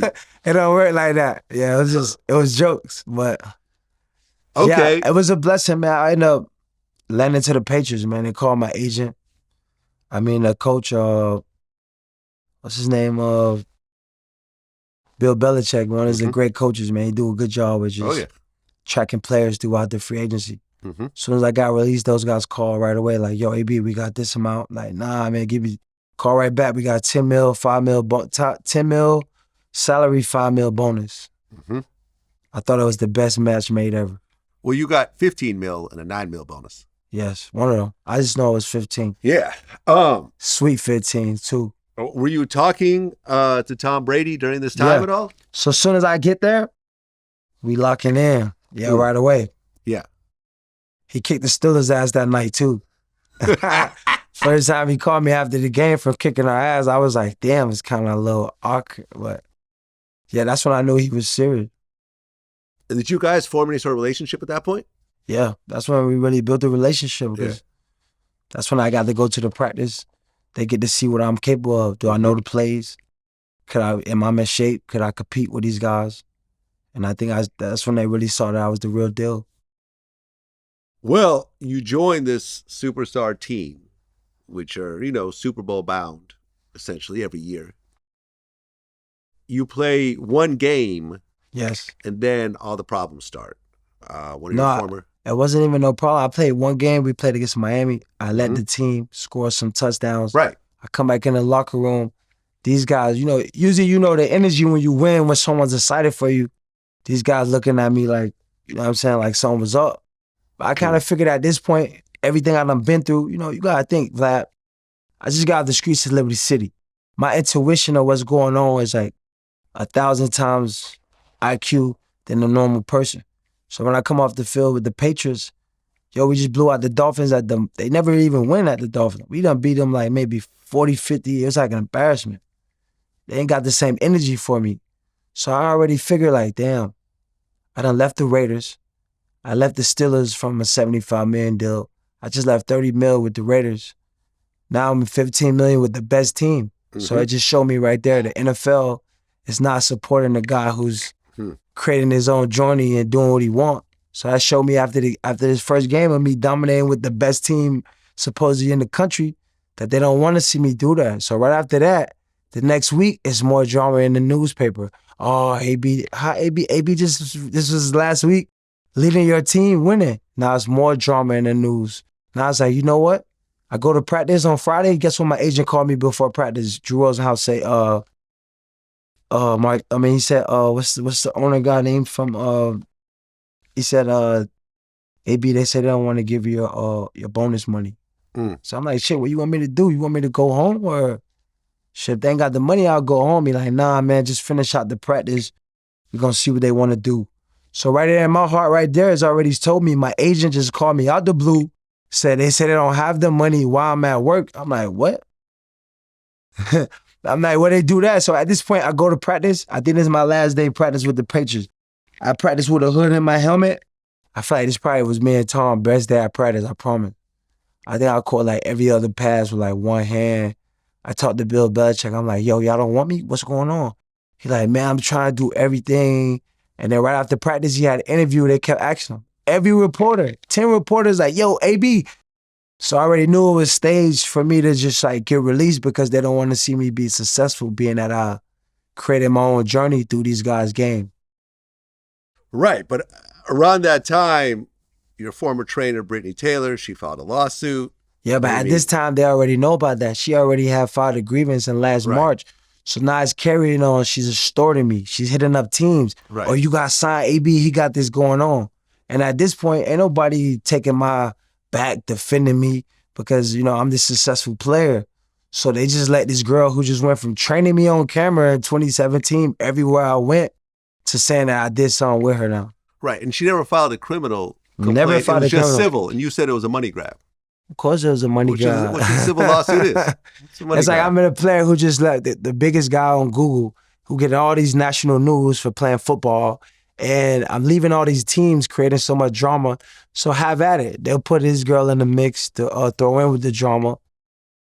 You know what I'm saying? And just make it look more of like perception, you know? Well, yeah, a bunch of stuff started happening. You got into it with a moving truck driver. Yeah, because at this time, you know, it took me off my job at the Patriots, put all this adversity with a made-up story with the girl. So now I'm back in Miami like, damn, you get this great in your life. You work this hard in your life to, you know, put yourself in this position. And it's like, yo, they could just take out your position and ain't nobody even defending you. And they just leave you for like, yo, you just whatever. So I'm like, yo, I can't persevere through all this adversity, did all this good, and it's like, yo, damn, they could take me back to zero. I don't want the A to Z. They could take me back to A in like 1 second. Well, right, you got arrested. Yeah. They gave you a bail of $110,000, but they said you have to undergo a mental health evaluation. Yeah, so let me tell you why I got arrested, because it was just out of the blue. So like I said, I was back at the crib, and now I done been manipulated out of my job from the Patriots, manipulated out of my job from the Raiders. So now I'm at home, and now they got a woman who was just here training me every day, getting paid a salary, saying that she's in for silver. So that's the biggest cloud over my head. Why I did all these great things, and it's like now I'm trying to move my stuff from Oakland to, you know what I'm saying, my stuff that are in my house, come to my house in Fort Lauderdale. Half of my stuff gone. Moving truck guy stole everything. Damn. Okay. He done took so much stuff. So it's like, my people's outside, they like, yo, bro, where the stuff at? So at this point, you know what I'm saying, I'm like at a point where I'm so, you know, I want to say mental health, I'm just pissed off. Like, yo, I worked so hard in my life to work myself in this position to realize, yo, ain't nobody gonna be here for me. Now all these people just creating fake narratives and just able to just say whatever they want. People believe them, and I have no definitive to defend myself. So now I'm here, you know, trying to evaluate perception and reality. Is like, damn, these guys create a real bad perception of me. And I'm like, the reality of the shit is not true. So now I got another person trying to manipulate me, and I got my friends there, and I'm like, fuck it, we gonna do what we know how to do. Yeah. We gonna put pressure on this guy. So we end up doing the wrong things again, and this time I didn't let him do it. You know, I went on my own hands to talk to the guy, like, yo, why are you doing this? Mm-hmm. And then that's what happened. I got arrested, and I had to learn from that situation. Well, yeah, I remember you did an ESPN interview. You said that people look at you like you're a cancer to the NFL. You feel like an animal in a cage. You say you actually relate to Kobe Bryant, his rape case, and how he was treated. Of course. It's like, yo, you work so hard and, man, come from nothing and put yourself in this position. Yeah. To make people billions of dollars off for a little piece that you make, and to see when they don't make it no more for them, they just kick you to the side. Then they go create all these narratives of how you crazy. Like you just said, Vlad, I just did something in the world that no one ever did. Got a new contract after 2 years. Got $100 million with the Steelers. You just talk about a guy who love to win, who like to be around winners, who like to put himself in a good position. A guy who worked hard in football, sacrifices to make his life better so he didn't get caught up on the streets of Liberty City. A guy that, to put himself in the statistic level of preeminent players. A guy, who didn't let somebody else's perception of what they think he could do coming from Central Michigan deteriorate what my belief was in myself. So when I was bottling up all these emotions and had been through every emotion and, had experienced everything I done experienced, I just got to the point where it was like, I'm gonna just do what's best for me. Well, I mean, a lot of people, when they were looking at your situation, what you were going through, they're like, well, he has CTE. Yeah. Do you feel like you have CTE at all? Because obviously in your sport, this does happen. No, listen. First, Will Smith made a movie about concussions, right? Mm-hmm. To show you the deadly part of what NFL players are going through. Yeah. So for the NFL to protect themselves of players, because as a football player, you know what you signed up for, right? You're going to get banged in the head, right? It's already premeditated before you start playing as a little kid. This can affect you. So we already know what we signed up for. But, being in this game is like being in the Army. Some players make it back. Some players get hurt. It's a different situation for every guy. You know what I'm saying? But some players, they really have died behind issues of this thing. So it's not just a game. It's a real issues that the NFL has made on some players who have passed away and died. But some technically reason you can't even detect what is CTE, when players living. So it's like, it's a made up, you know what I'm saying? Until after you die, they exactly like Aaron Hernandez when they look and say, this is the worst case we've ever seen. If you ever pass out, the NFL buy your brain. They tell nobody. They buy your brain. Really? Of course. They got the NFL buys your brain after you die. Yes, but literally, I had no idea. Exactly. And no one have no idea. Yo, that's this wild. Is that. Yeah, exactly. Because then they do a study. It's like, and they keep that private. Of course they keep that. All right, I see the hustle. Yeah, so it's like, because think about it. If we play a football game, every guy could say they got something wrong with their brain when they're done playing because they've been smashed so much. So if the NFL don't have to pay guys for the rest of their life of a disability head injury where they make up, oh, hey, man, these guys died from this and this was the reason, but they have something to blame it on, so there's no disability settlement. Yeah. But I developed something that help people out. It's called CTESPN. No, for real, Vlad, because think about it. People need to, I feel like people come to podcasts and sports shows and talk about their problems, but there are no solutions to the problems or there's no reasonings to why you have these problems. So being a football player, you go through a lot of trauma. Trauma with how you grew up, trauma with the game. It's trauma and adversity. Is, perception and reality. And then it's, as a physical human, you're made of 3 phases: physical, mental, and emotion. So I feel like as a human being, we need to focus on the overall mental health of people, of what are their traumas, of what have they been through? What are the adversities for right now? How are they getting through these things? So people will not, consider people crazy, because crazy is what they don't understand. Crazy if you did something that, I made out, understood why, but we got to dive deeper to the surface to understand the trauma people face, what's the adversity, what's the perception, and what's the reality. Because these are the things I learned with going through my traumas of going through the NFL and going through the ups and downs of emotions of being a human being. I remember while everyone was getting on you, you posted your bank account on Instagram. Fuck all y'all. I got more money than y'all. You can't tell me 24 million. And that was way back. That was way back. So imagine when I work AD in the building. My business booming. Yeah, I had to drop my salary on niggas for the hate. Like, Vlad. Yeah, you should have rolled up with that. You know what I'm saying? Like, yo, I don't care what you say. So what? Okay, so you end up getting suspended for 8 weeks. Yeah, so when I come back to the NFL, me and Tom Brady, let's get back to the factuals, right? I meet Tom Brady at the Patriots. They get rid of me after the first game. They don't want to see me go viral, movie theaters. I get a great relationship with Tom Brady. He like, man, most amazing player I saw. We gonna do something special together. We make a plan.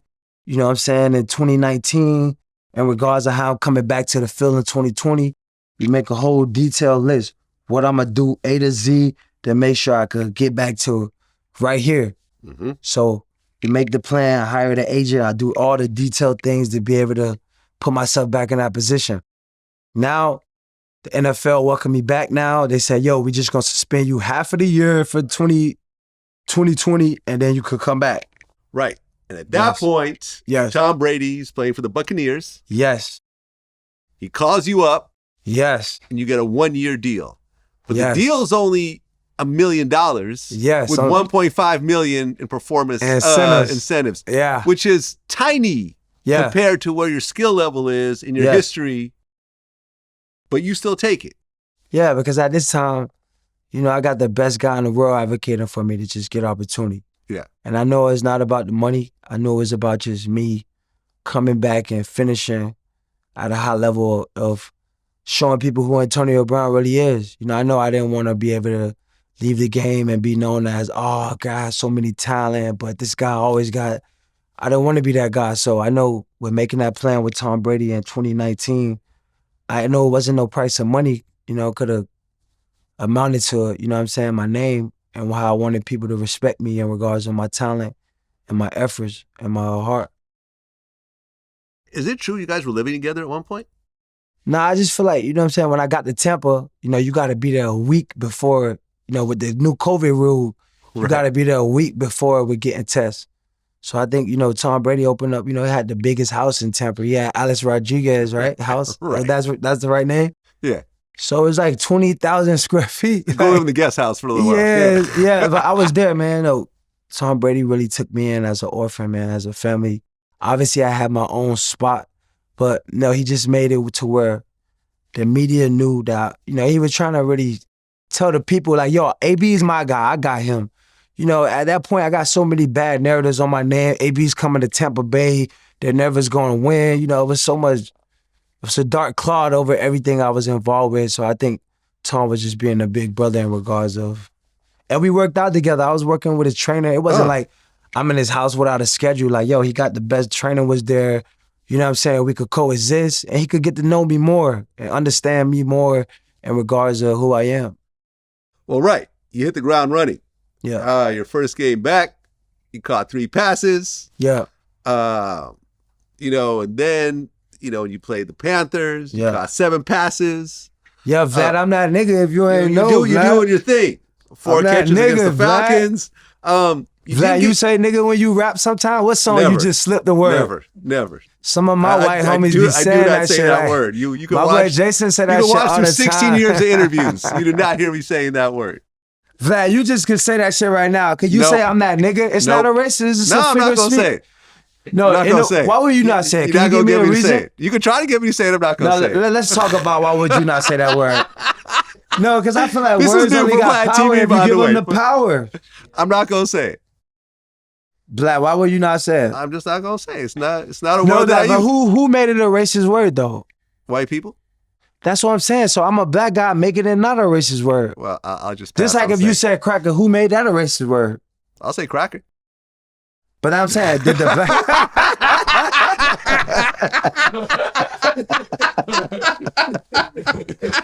Tell us that I'm still sticking. I'll say cracker. I'm saying, but who made cracker a racist word? I don't know. That's what I'm saying. Other white people, maybe? Black people? I don't know. That's what I'm saying. I don't know the history of it. That's what I'm saying. I feel like I will politely pass on saying it. That's what I'm saying. I'll politely pass. Well, in November 2020, you got into a security guard where you broke a camera and threw a bike at him. Oh no, that's probably with somebody making up something at my guard gate. Okay, so that never happened. I got a guard gate at my house. Oh, this wasn't even at the facility. Nah, it was at my house. So I'm playing in 2020. You know, they just said anybody could get a negative story out. They was like saying I did something to security, but this is a guard gate at my house. Okay, so just some bullshit. Yeah. Okay. You finished the 2020 season with 45 receptions, 483 yards, 4 touchdowns, and you guys make it to Super Bowl 55. Yeah, I hit my where bonus. You guys play the Chiefs. Yes. who we just saw win last night. Yeah, we beating the Chiefs, man. You beat Mahomes. I'm chiefing. I'm stay chiefing. Yeah, you smoking a Mahomes pack? A fatty Mahomes. I'm smoking a fatty Mahomes on the daily. Chief, we smoke Chiefs. Yeah. What was it like playing against Mahomes? I mean, would you put him as one of the all-time greats? Of course, he's the next. He's Tom Brady Jr. He's the next Tom Brady. He's Tom Brady's You son. think he'll ever surpass Tom Brady? No one surpassed Tom Brady. Okay. He's got some years. We were talking about it before you showed up. He's got maybe a good 10 years left. You never know. Tom Brady is like, you feel me? Okay. Tom Brady is 6th-round guy, Right, so because it you played both with and against Brady, and now you played against Mahomes. Yeah. And you still give Tom Brady the crown. Tom Brady, that guy, champ. Okay. What'd you think about the game last night, by the way? I feel like I won some money on the game. Okay, you bet the on the whole Chiefs. world know they was gonna win, right? You knew it, right, Black? Come on. I'm from the Bay, man. I was got some rooting good for the fans, Niners. but you know, you guys got a losing Niners. streak with Super Bowls right now. I mean, it's hard to bet against Mahomes. Yeah. I didn't bet any money, but I was a little disappointed when they lost. 49ers can't win nothing right now. You scored the 3rd touchdown of the game. Yes. You guys won did. 31-9. We did. Your first Super Bowl championship. Yeah. How did that feel after all those years, after all the trials and tribulations, after being blacklisted, after getting kicked off of teams, to finally get a ring at that point? Yes.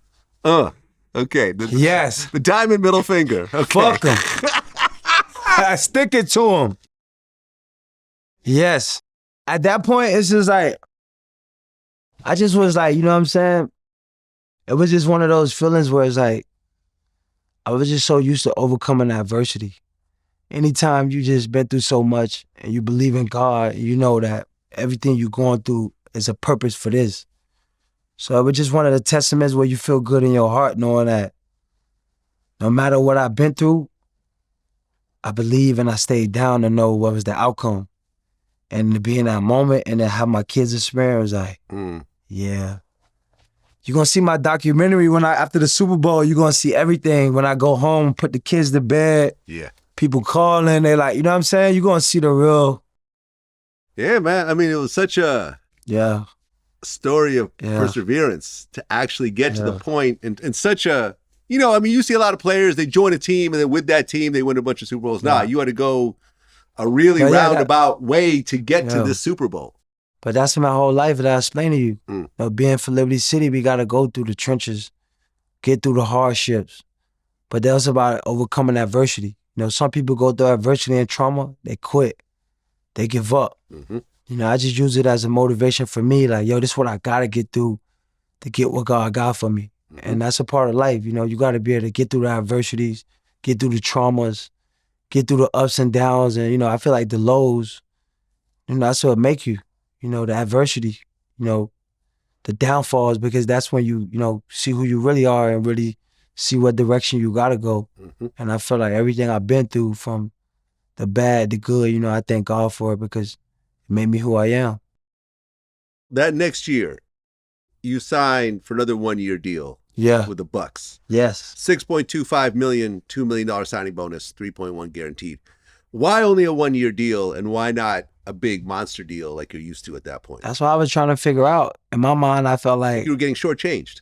Not at first, you know, when I first was going through the deal, in my mind, I thought I did everything to finally get what I deserved. Right. But then, you know what I'm saying, you really figure out it ain't about what you deserve. You feel me?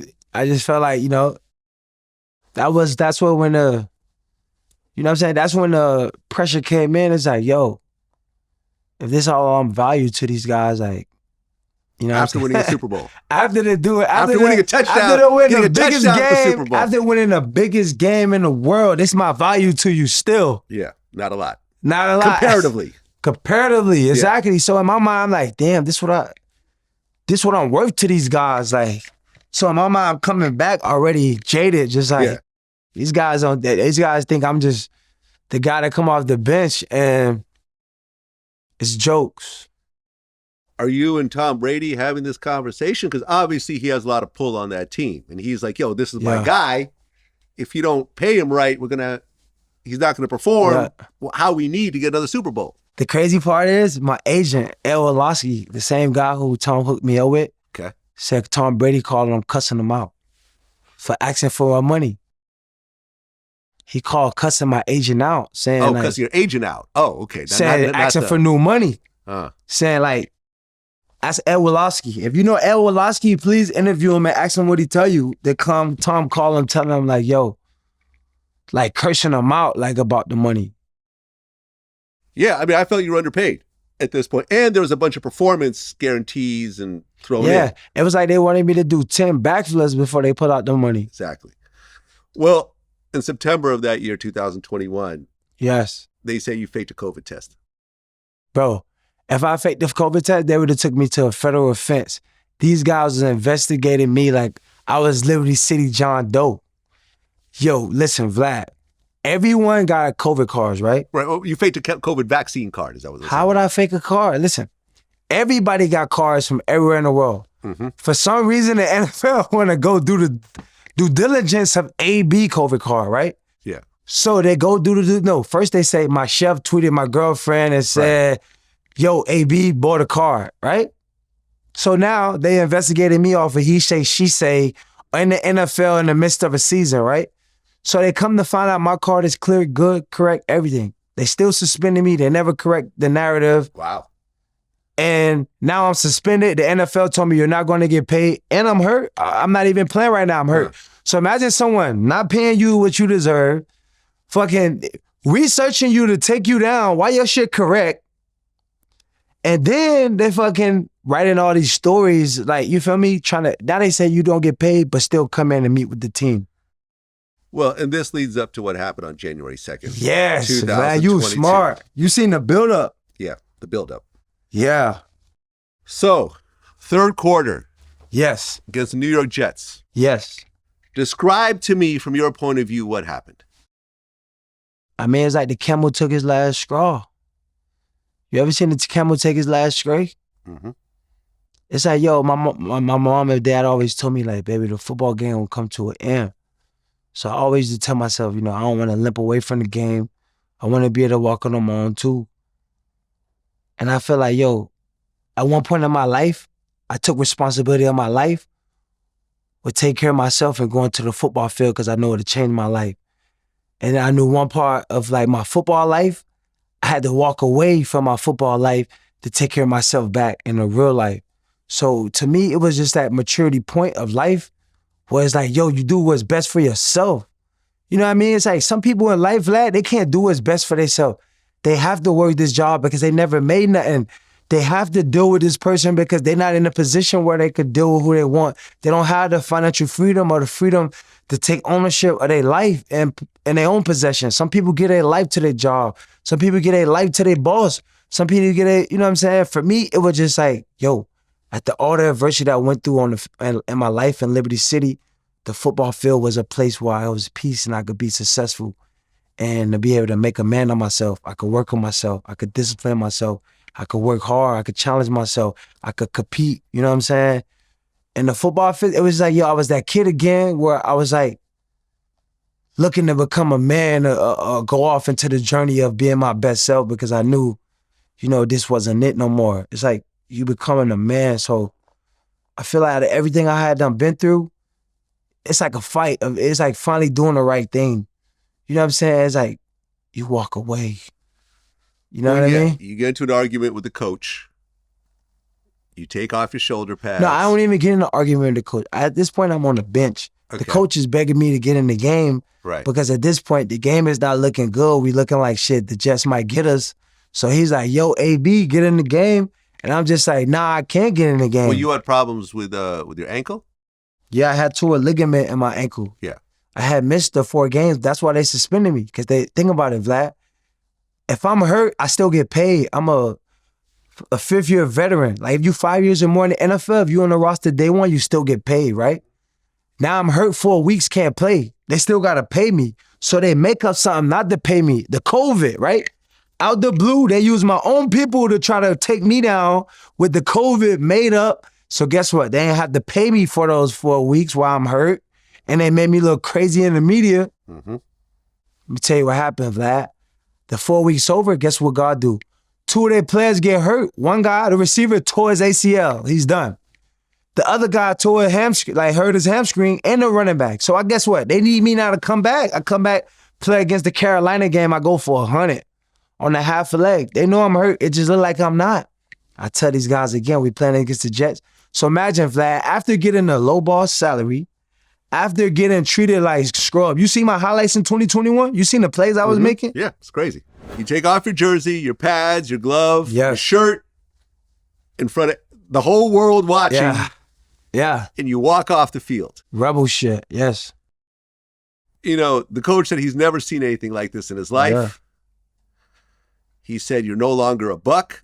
Yeah. Tom Brady had a press conference. He said, we all love him. We care about him deeply. We want to see him be his best. Unfortunately, it won't be with our team.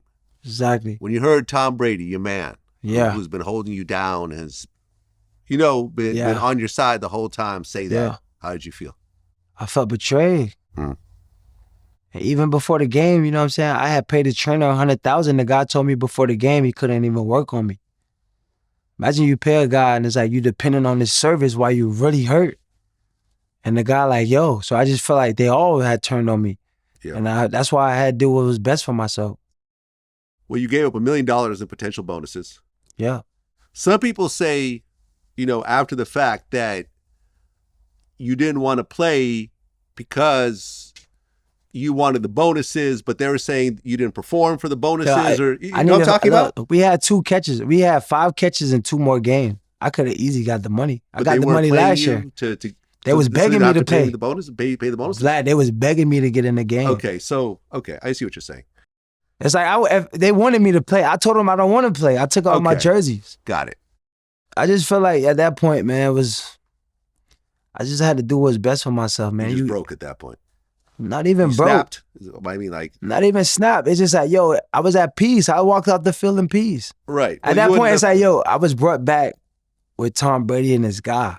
It's like if those guys who brought me back to this point and got the loyalty for me, who's gonna have it? Tampa Bay never had the loyalty for me. You know what I'm saying? They were just bringing me to help them win. We did that. Well, you ended up posting on Instagram with you walking off with the caption, Super Gremlin. Of course. Because, at the time, Kodak Black, the biggest song was Super Gremlin. Nah, I feel like that just exemplified me, because I feel like you got to have balls to do something like that. You know what I'm saying? You got to have a certain belief in yourself. It's like when a man can't give you no money, it's like, what can he offer you? It's like most people, they can't take their own life in their own hands or their responsibility on themselves. Yeah, I mean, Kodak actually commented. Of course. He said, don't be quick to shun AB. That's my slime. Ain't nobody finna just do that Free for Kodak, no apparent reason. Coming home. Yeah, when you Kodak. come home, we gonna put that shit gotta on be remix. Some shit we don't know about. Clearly, he has some fines to pay, and then people wasn't trying to put him in the game so he could earn them bonuses, of course. Yeah. Dude gonna get frustrated. And then ultimately they put out the release saying you're no longer a Buccaneer. Yeah. And you were officially released on January 6th, 2022. At that point, did you feel like your football career was over, or do you feel like, okay, another moment, I'm going to get on another team? Nah, I feel like at that moment I knew that it was over. Yeah. I knew at that point, you know what I'm saying, I took a stand for myself. And as a kid from Liberty City, that was the best feeling. I remember when I interviewed Rashard Mendenhall about this. Yeah. And as someone who knows you, he was like, AB's not a soft dude. To see him go through this, it's, he described it as the unraveling of a dog-ass N-word. Yeah. And he really felt bad seeing it happen, knowing who you are and so forth. So although some people were, against you, you had people that really were concerned. O.J. Simpson, he chimed in. He said that throwing your jersey was inexcusable. It's funny how O.J. would talk about inexcusable behavior. Everybody want to go to the movie theaters. They got their opinion on a movie. But that was pretty much it. Yeah. And at that point, as of right now, do you have any plans to go back to the NFL, or are you done? Nah, I'm good on the NFL. I think I did everything I had to do, needed to do in the NFL. Well, and then you end up hooking up with Kanye. Yeah. And you became the president of Donda Sports. Yes. Oh, that's the chain? Yeah. Okay. Shout out to Ye. But then right around that time, that's when all the anti-Semitic stuff started happening. Yeah. And he lost the Adidas deal and lost really all his corporate deals. And ultimately, Donda Sports closed. Yeah, we had to take a pause, but, you know, it was a greater stand and all that, you know. To see a man have to, you know, die for what he believe in, you know, it's like a Jesus. It's like, you know, why is it good to gain riches and gold and lose yourself a part of the world? And Ye, one of those icon guys who had to really cancel himself to show black people like, yo, we got our own money. You know what I'm saying? We could believe in our own selves. We could do our own things. And not even in a bad way. I think obviously it got spun in a bad way, being that he's one of the biggest artists ever and a superhero. But at the same time, I feel like it was so impactful for guys like myself.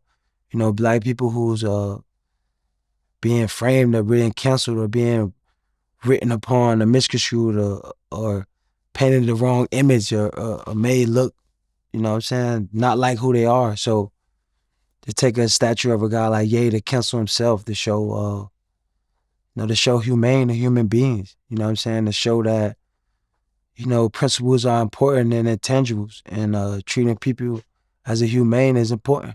Yeah, I mean, he pretty much did cancel himself. That's what he did. You know, he had to really show the whole people that, yo, we could cancel ourselves. We don't need to look outside for, you know, fulfillment. It's not on us, it's in us. And he had to exemplify that. You know, the baby had just got canceled. There's so many of us guys getting canceled or written off from our true beings or our true selves. So to show that type of scrutiny, to be able to lose everything, you know, that's like a Jesus story, you know, is walking the earth with nothing, standing in the, you know, forest for 40 days. You know what I'm saying? It's like to take that type of stand and not, you know, the people don't take those intangibles the right way. You know, that's the slightening part. Well, you claim that Tampa Bay paid you hush money. They did. I showed it. I got paid for missing those games. It wasn't no hush money. Well, you called it hush money. Well, maybe other people call it hush money. Yeah. Well, you started trolling Tom Brady. You posted up a book with Daddy Doesn't Live Here Anymore with you. Yeah, I was with his ex-wife. I was a little troll out there. I turned into a troll out there. You posted up some of his text messages where he calls you selfish and immature. Do you guys have any sort of relationship now? Do you guys talk on any level? Because, I mean, he's retired as well at this point. No, we used to talk to a mutual friend, Jeff Sofer. We haven't talked in a while. I'm sure he was a little upset. You know, I used his wife picture for some entertainment and some, like you said, you know, I didn't always do the right thing as a man when I felt emotional, especially the way they left me. So, you know, I did a little bit of, you know, immaturity with getting back in regards to trying to, you know, make them feel how I felt. You know what I mean? But I'm a man to admit it. So do you apologize for that picture? Not really. I mean, yeah, I did it, so it's like, it's hard to do something and say you apologize. It's already out there. You know what I'm saying? But I just feel like it was immature because it was a human, immature thing. You know, I felt. That's ultimately the mother of his kids and his kids. I mean, they jack my baby mama every time, so it's like, yo, it is where it is. Well, but it was entertainment, you know what I'm saying? It wasn't like it was, you know what I'm saying? It was just natural humanity, you know. People make you feel bad. You know, you did the right things. You try to make them feel bad back. You know what I'm saying? But I could admit it. It was like some petty shit.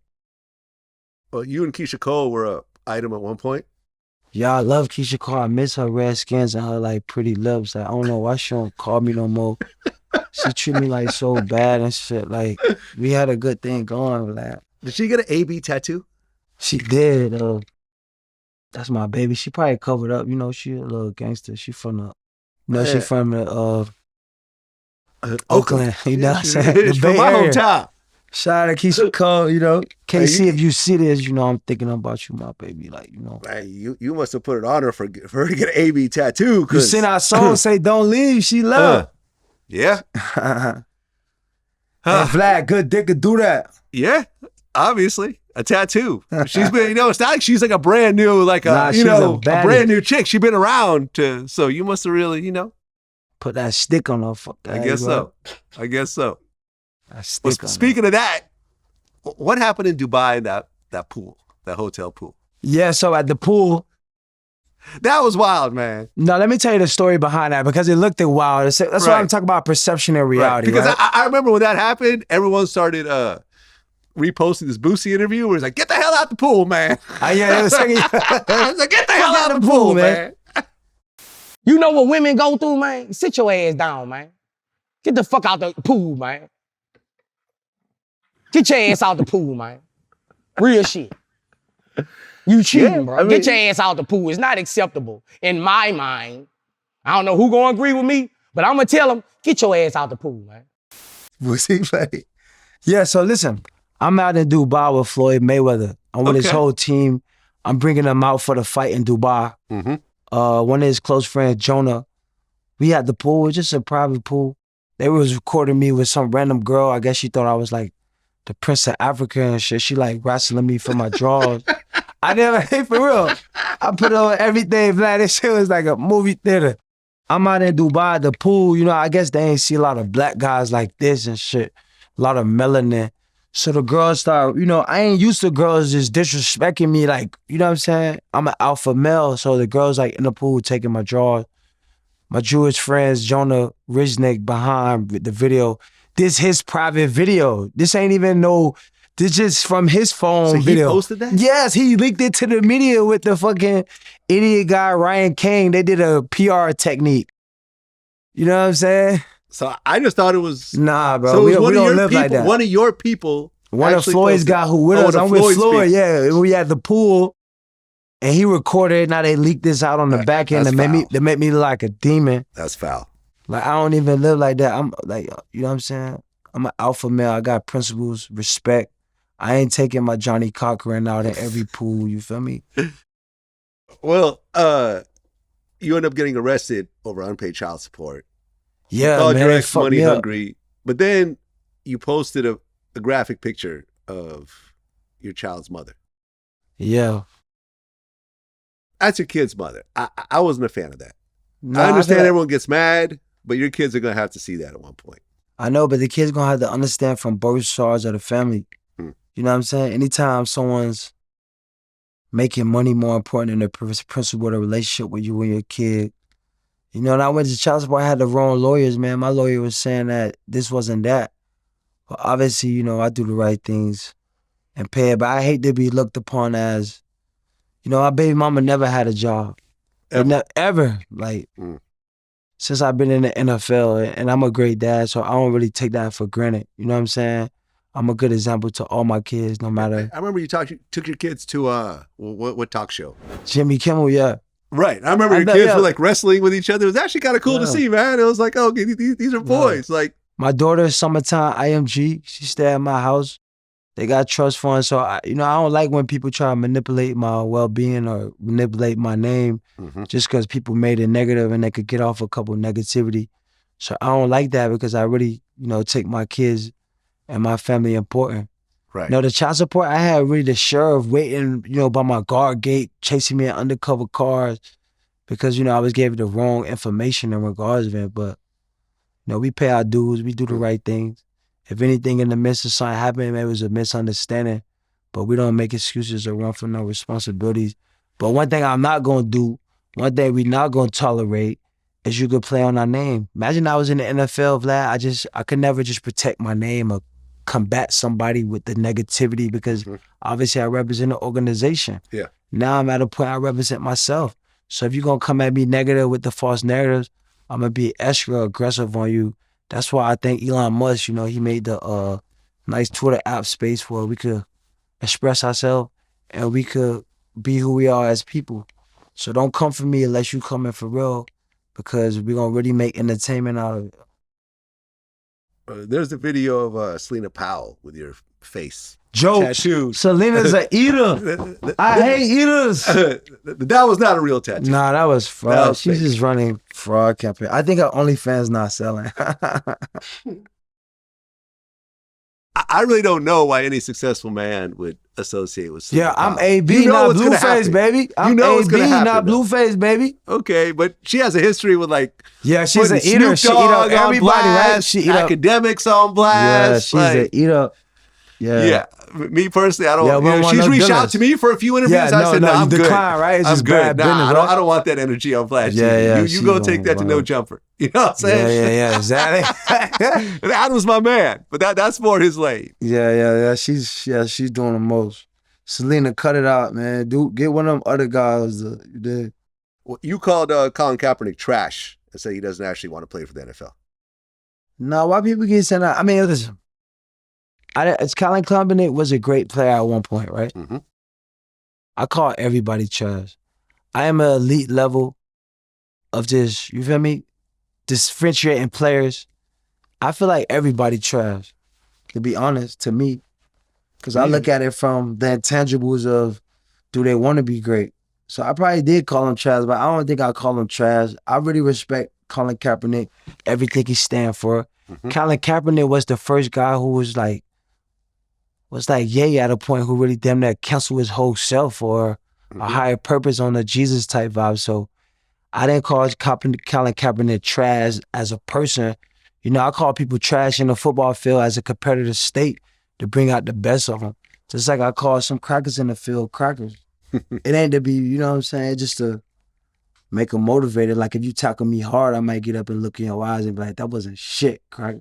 You know what I'm saying? But it, you know, it's a friendly competition to preeminate the best competitions. Well, you actually got into music, Yes. and I actually got to listen to all your tracks coming here. Are you vibing with them? I got some new ones. Let me play one of the new ones. I'm gonna let you play, and I'm gonna say that I was actually surprised at some of the That is tracks. fake. Like, That's you know, respect. you actually got some real producers. You got some dope features. That's respect. 504 and was on there. Was it Young Thug? Yeah, Young Thug on there. We got the video before Young Thug went in, man. Shout out to Thug. Yeah. It seemed like you were kind of taking it seriously. I mean, you performed at like Coachella, was it, or Rolling Loud? Or... Rolling Loud, yes. I take So- the crowd too. Are you still sticking with it, or? Yeah, 10 toes down, my foot's still sticking. Now, what happened with the guy that owned the label? There was a whole story about the fake Richard No, Mille listen, watches. I got a distribution deal with video. Let's get it clear. Okay. AB don't just rap. I got a huge deal with video. They just sold the company. Now it's called Goomba. You heard of Goomba? No. Larry Jackson just bought the company, if you guys don't know. So AB does got a cash advance deal for making the raps through video. Mm-hmm. So happen I make the big album Paradigm. I meet this guy Ryan Kane from Miami for going on this podcast. He don't even know about music, right? He just know he got a talent in front of him. He give us some money for music. The watch, it come back to the story, the watch guy, Jonah. Remember the watch guy PR and the video of me in Dubai came out at the same time. You recall that, right? Okay. Well, he ended up suing you over the whole watches, and he won. Yeah, he won. Were the watches fake? The watch was fake. It was from Jonah. It was Jonah watch. Oh, So him and Jonah made the PR together with the Dubai PR and the watch. They did the campaign together.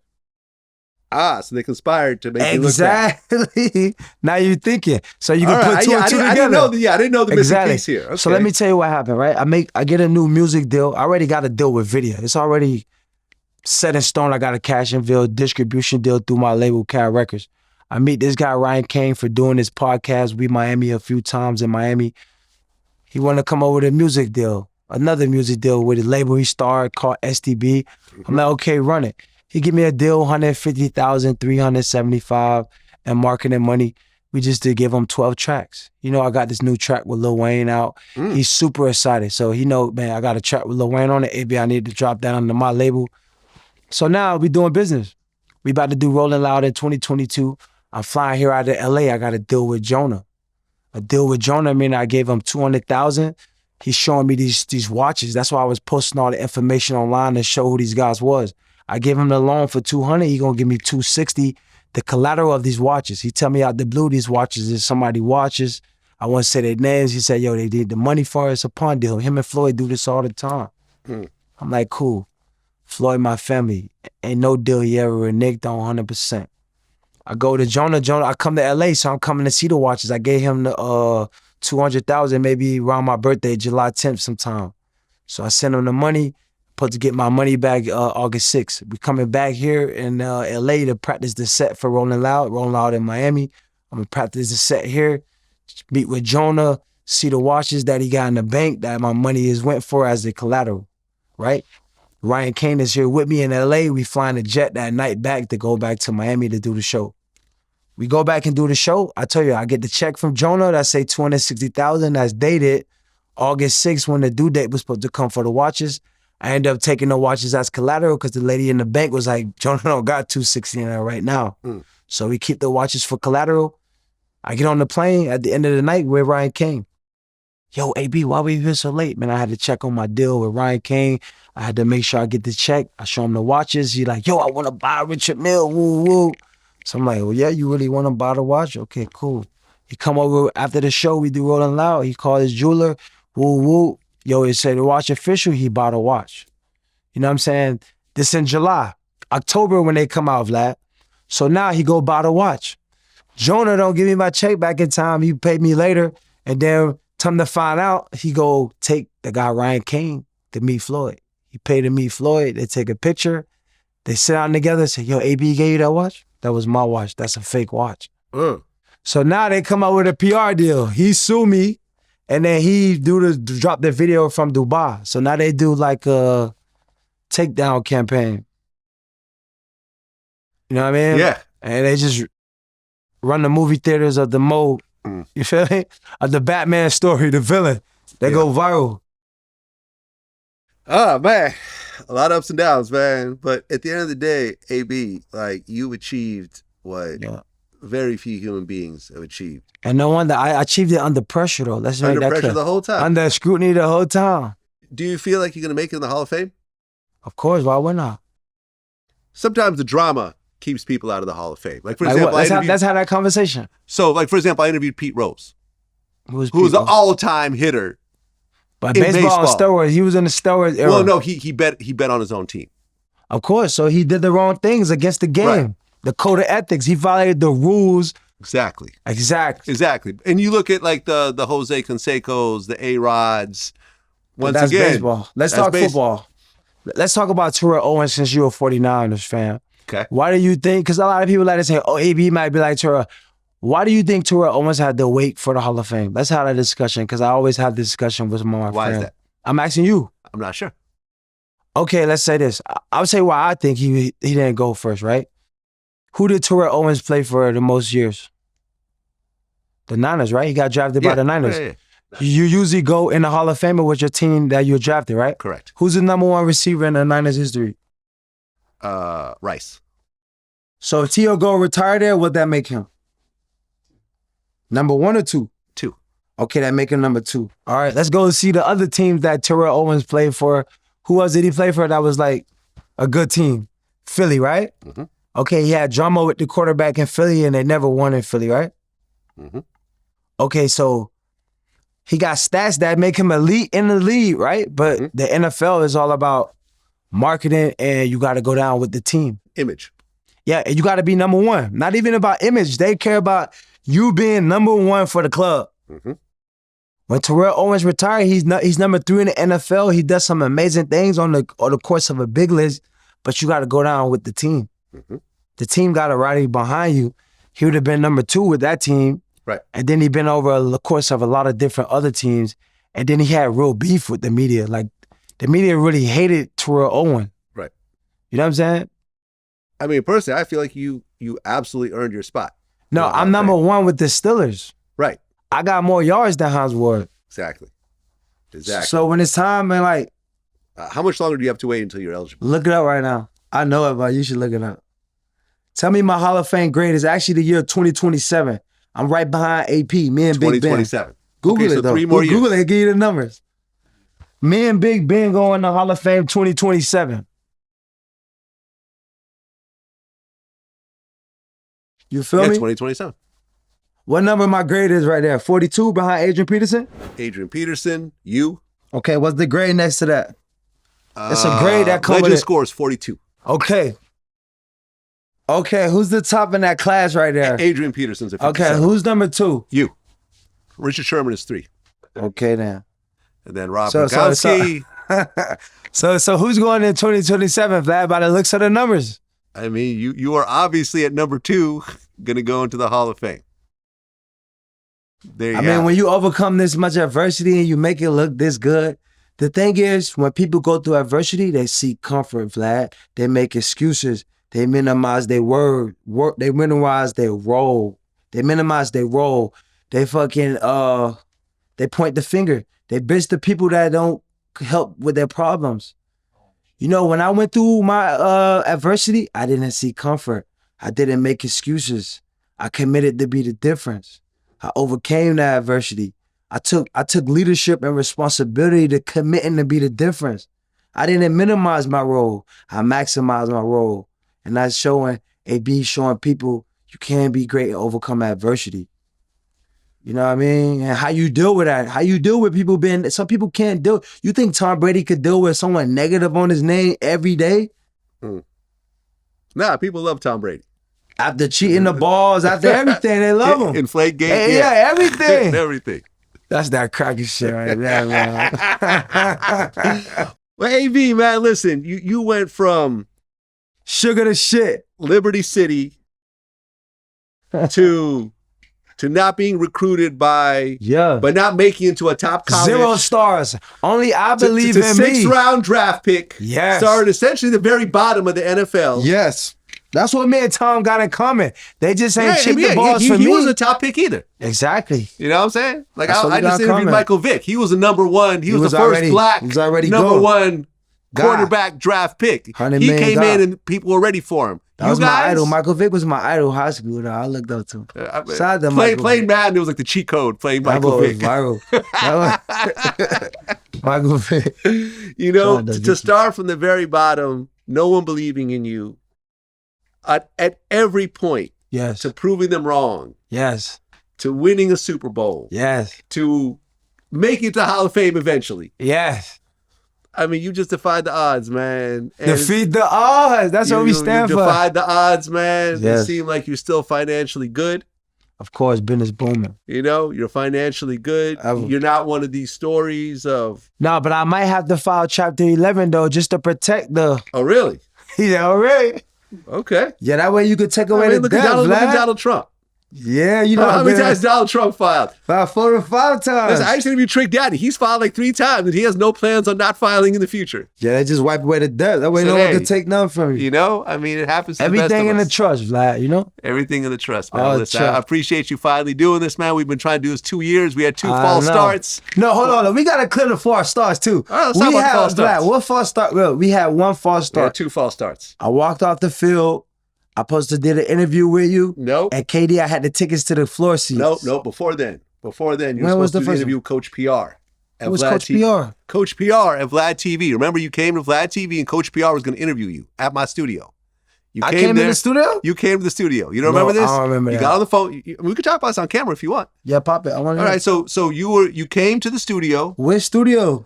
35th in New York? In Manhattan. With who? Coach PR was there. I don't even know who you showed PR up there, is, bro. That's what I'm telling you. He's a DJ. I showed up? You showed up. You got on the phone with me, and you said... That probably was somebody else on my life, It was you. Bro. I talked to you. I'm not making this up. Like, Jake, no, listen. Yeah. You got on the phone with me. You said, hey, when I do this interview, can I post to my YouTube channel as well? And I said, well, we prefer to keep everything on my YouTube channel. Then you hung up and you walked out. That's what I was told. That ain't how. That didn't happen. That ain't happen on my life. I don't know where you got that on. All right, this is what I was told. I wasn't there personally. You got it from somebody telling you that? But it was at my studio. My whole staff told me this. They don't got a video? Bro, everywhere I go, they're going to get a video. We're not recording when you walk in. You record. Bro, if I walk in, somebody going to get something on video, bro. Especially if I dub it. So there was that. And then... You were supposed to do the other... when I walked out the field, bro, I literally got tickets from KD. KD and his uncle, I'm like this. Shout out to KD. Bro, you had 30,000 for me that day. It was either go see KD or go... I'm like, damn, I can't let my homies down out of principles. Right. Why would I say, bro, you had 30K for 2 hours. I had 30K waiting for you. I had the cashier's check in my hand. You ended up going to the game. Yeah, because what happened was I'd already worked it out with your management and everything else like that. And I was like, okay, cool. He's going to do the interview. It's going to be 2 hours. And afterwards, I'm going to give it to him. I'm going to give him the money. Yeah. The lawyer, the manager, Chico. Nah, we was on with it, but it was like, yo, Vlad is not waiting after the game. I was like, damn, I can't let KD down. They got the flow seats. I could have waited after the game. But when we got on the phone, you were like, you going to have the money for me as soon as I walk in? I'm like, yeah, because some people like, yo, usually when managers talk, they like, yo, they already worked out the financials. Right. Once I hear people worried about money, I'm like, shit, it might not go well. Right. But I'm like, yo, I was just like, you know what I'm saying? At that point, it was. Yeah, well, listen, but this time around, we got on the phone with each other. And you even said, listen, bosses talk to bosses. Talk to me directly. Correct, bro. So before this interview, I mean, you have your manager who kind of set it up, but me and you got on FaceTime together. We worked it out, and here we are. And hopefully, this will be the first of many. Game time. That's what it is. Until next time. Yeah. VladTV movie theaters.